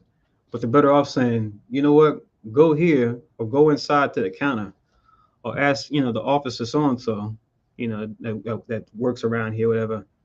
He or she, they'll be able to tell you how to get there.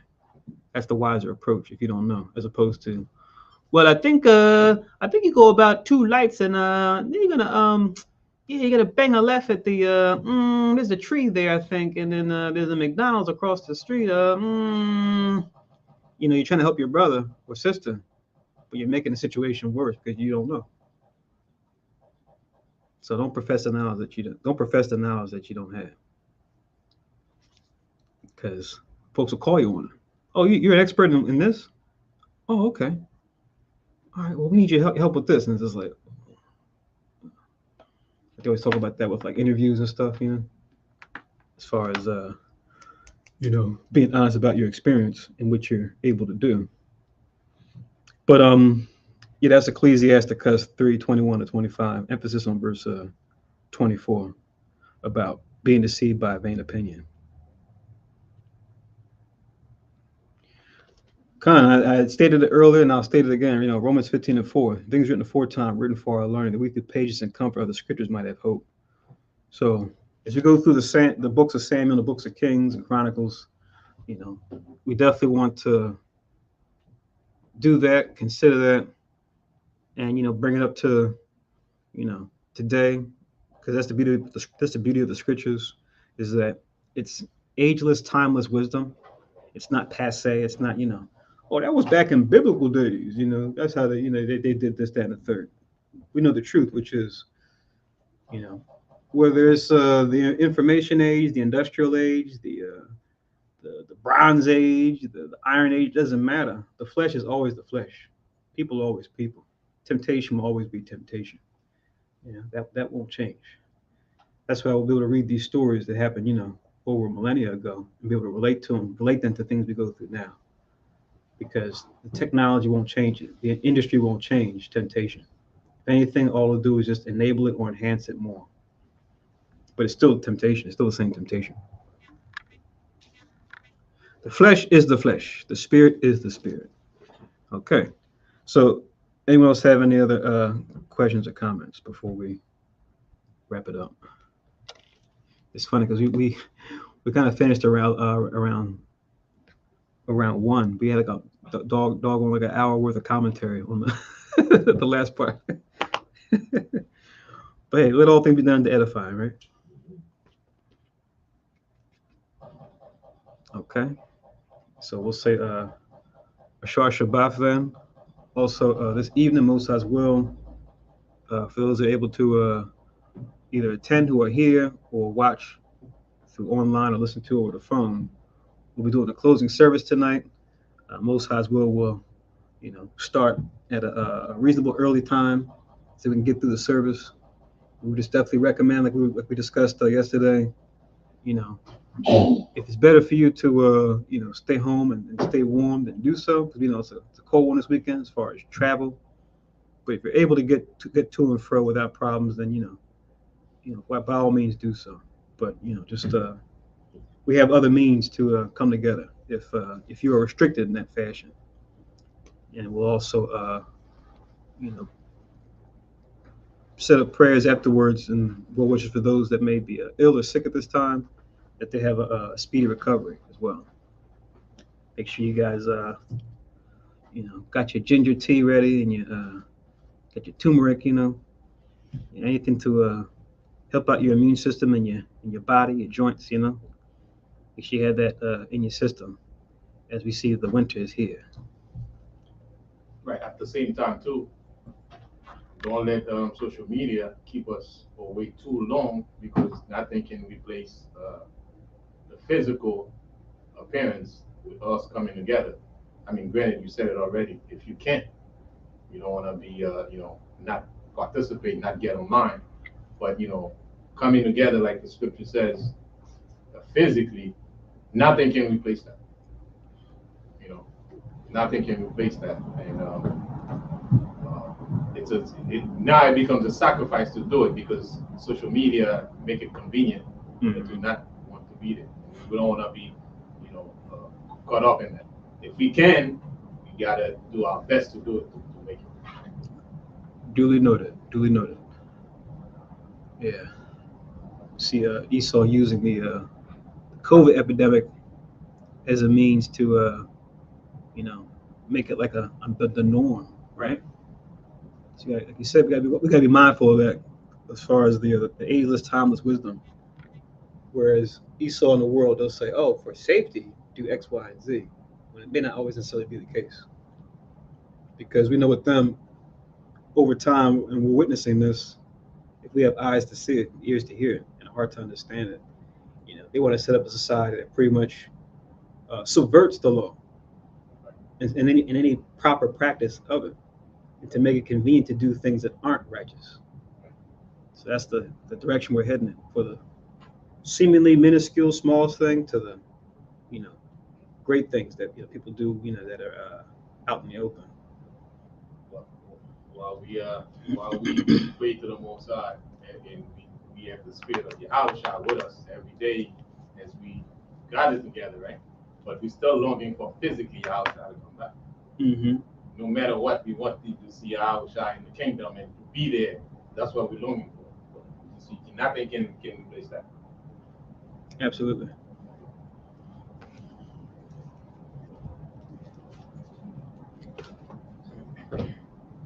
So most of what we'll talk to everybody tonight for the closing of the feast of dedication.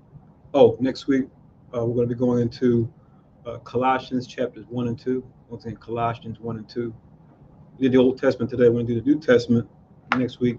So last week did 3 and 4 of Philippians, which means we're going to do Colossians 1 and 2 this Sabbath coming up. Most High as well.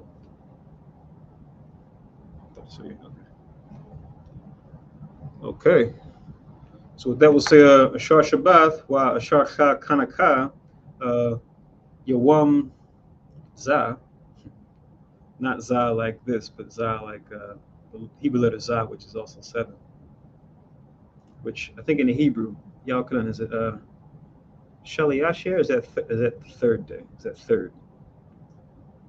What's the Hebrew for 7th? The word for it. Do you know offhand? I know Arabaya is 4th. Yeah, okay. So much for that assistant. Probably pull it up on the Blue Letter Bible later. So happy 7th day of the Feast of Dedication as well. So that will do closing prayers. Ashar Shabbat Yasharah. Enjoy. Oh yeah, remember it's the feast. So like we said before, you can cook on this day, right? Unlike usual Sabbath days. That's we're in the feast week. In case you didn't get that before.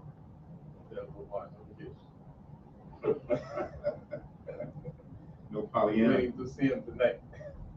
You heard that, brother? They said no gifts. You heard that, brother? Looking forward to see you. Later on. Good boy, you still there? No, I think no. Yeah. Oh, okay. He said Shalom. Okay. It's an inside joke. We're talking about gifts for another reason, which we won't mention here. All right.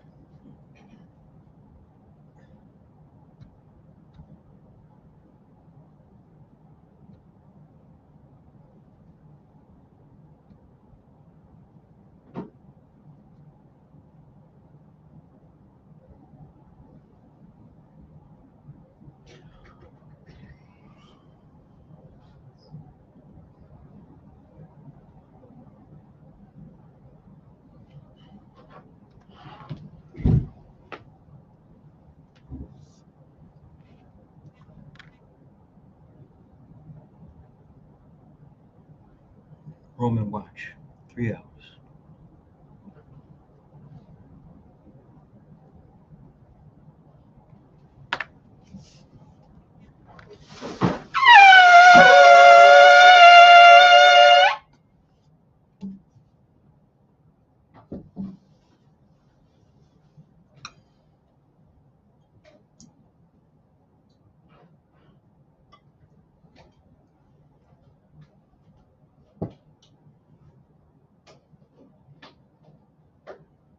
Barak Yahweh, Ba'ashem Yahweh Shai, Asherat, and Anal, Pari Agapim, Fuad Aman, La Yahweh, Ba'ashem Yahweh Shai, Af Yasher. English translation. Blessed are you, Yahweh, in the name of Yahweh Shai, gives us the fruit of the vine, thank you so be it. To Yahweh, in the name of Yahweh Shai, with Israel. And add to your name, call you Samak Shawapar, which is supporting ram's horn, or ram's horn of support. It's pretty fly. I like how that sounds too.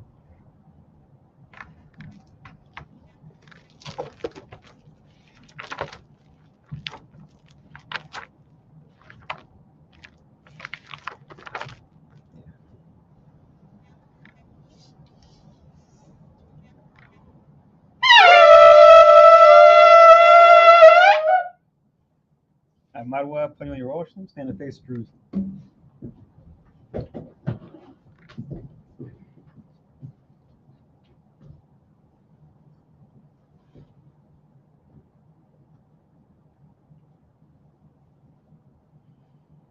Yahweh, Ba'ashem, Yahweh Shai, Baba Kushai, Shemai, Lanawa, Aitha, Yemyen, Aitha, Shalak, Ma'ika Allah, Wahalahayan, Tazwadakian, La, Shemar Al, Barak, Rapah, Magun, Wachazayak, Banya, Yasha Allah, Washalak, Lanawa, Rabian, Kakama, Rabian, Da'ait, Rabian, Bayana, Rabian, Sabalanwa, Rabian, Amawan, Rabian, Aqua, Rabian, Ahabian, Rabian, Hagana, Rochanaya, Wasalak, Kao, Katayanawa, La Akin, Wa'akiwa, Wayasha Allah, Damyad, Waiwalam, Basham, Yahawashah, the water, Aman. English translation, Yahweh. In the name of Yahweh Shai, please listen to us now. Right now, send Mike on the righteous powers to watch over, bless, heal, protect, and make strong the children of Israel. And send to us much wisdom, much knowledge, much understanding, much patience, much faith, much brotherhood, much love, much spiritual protection, and forgive all our sins. For the brothers, sisters in Israel, always and forever, in the name of Yahweh Shai, thank you so be it. Four corners prayer. Yahweh, Ba'ashem, Yahweh Shai, Barak Nawa, Wayasha Allah, Wabak Yasapariam, Shema, Yasharele, Yahweh, Elohoi Nawa, Yahweh, Aked. English translation, Yahweh, name of Yahweh Shai, bless us in Israel in the house of books. And then we said, Hear Israel, the Lord our God is one Lord. So once again, we'll say, Ashar Shabbat, wa Ashar Kanaka, Yawamza, or day 7. And most of us will talk to you about it later this evening for the closing feast of dedication service.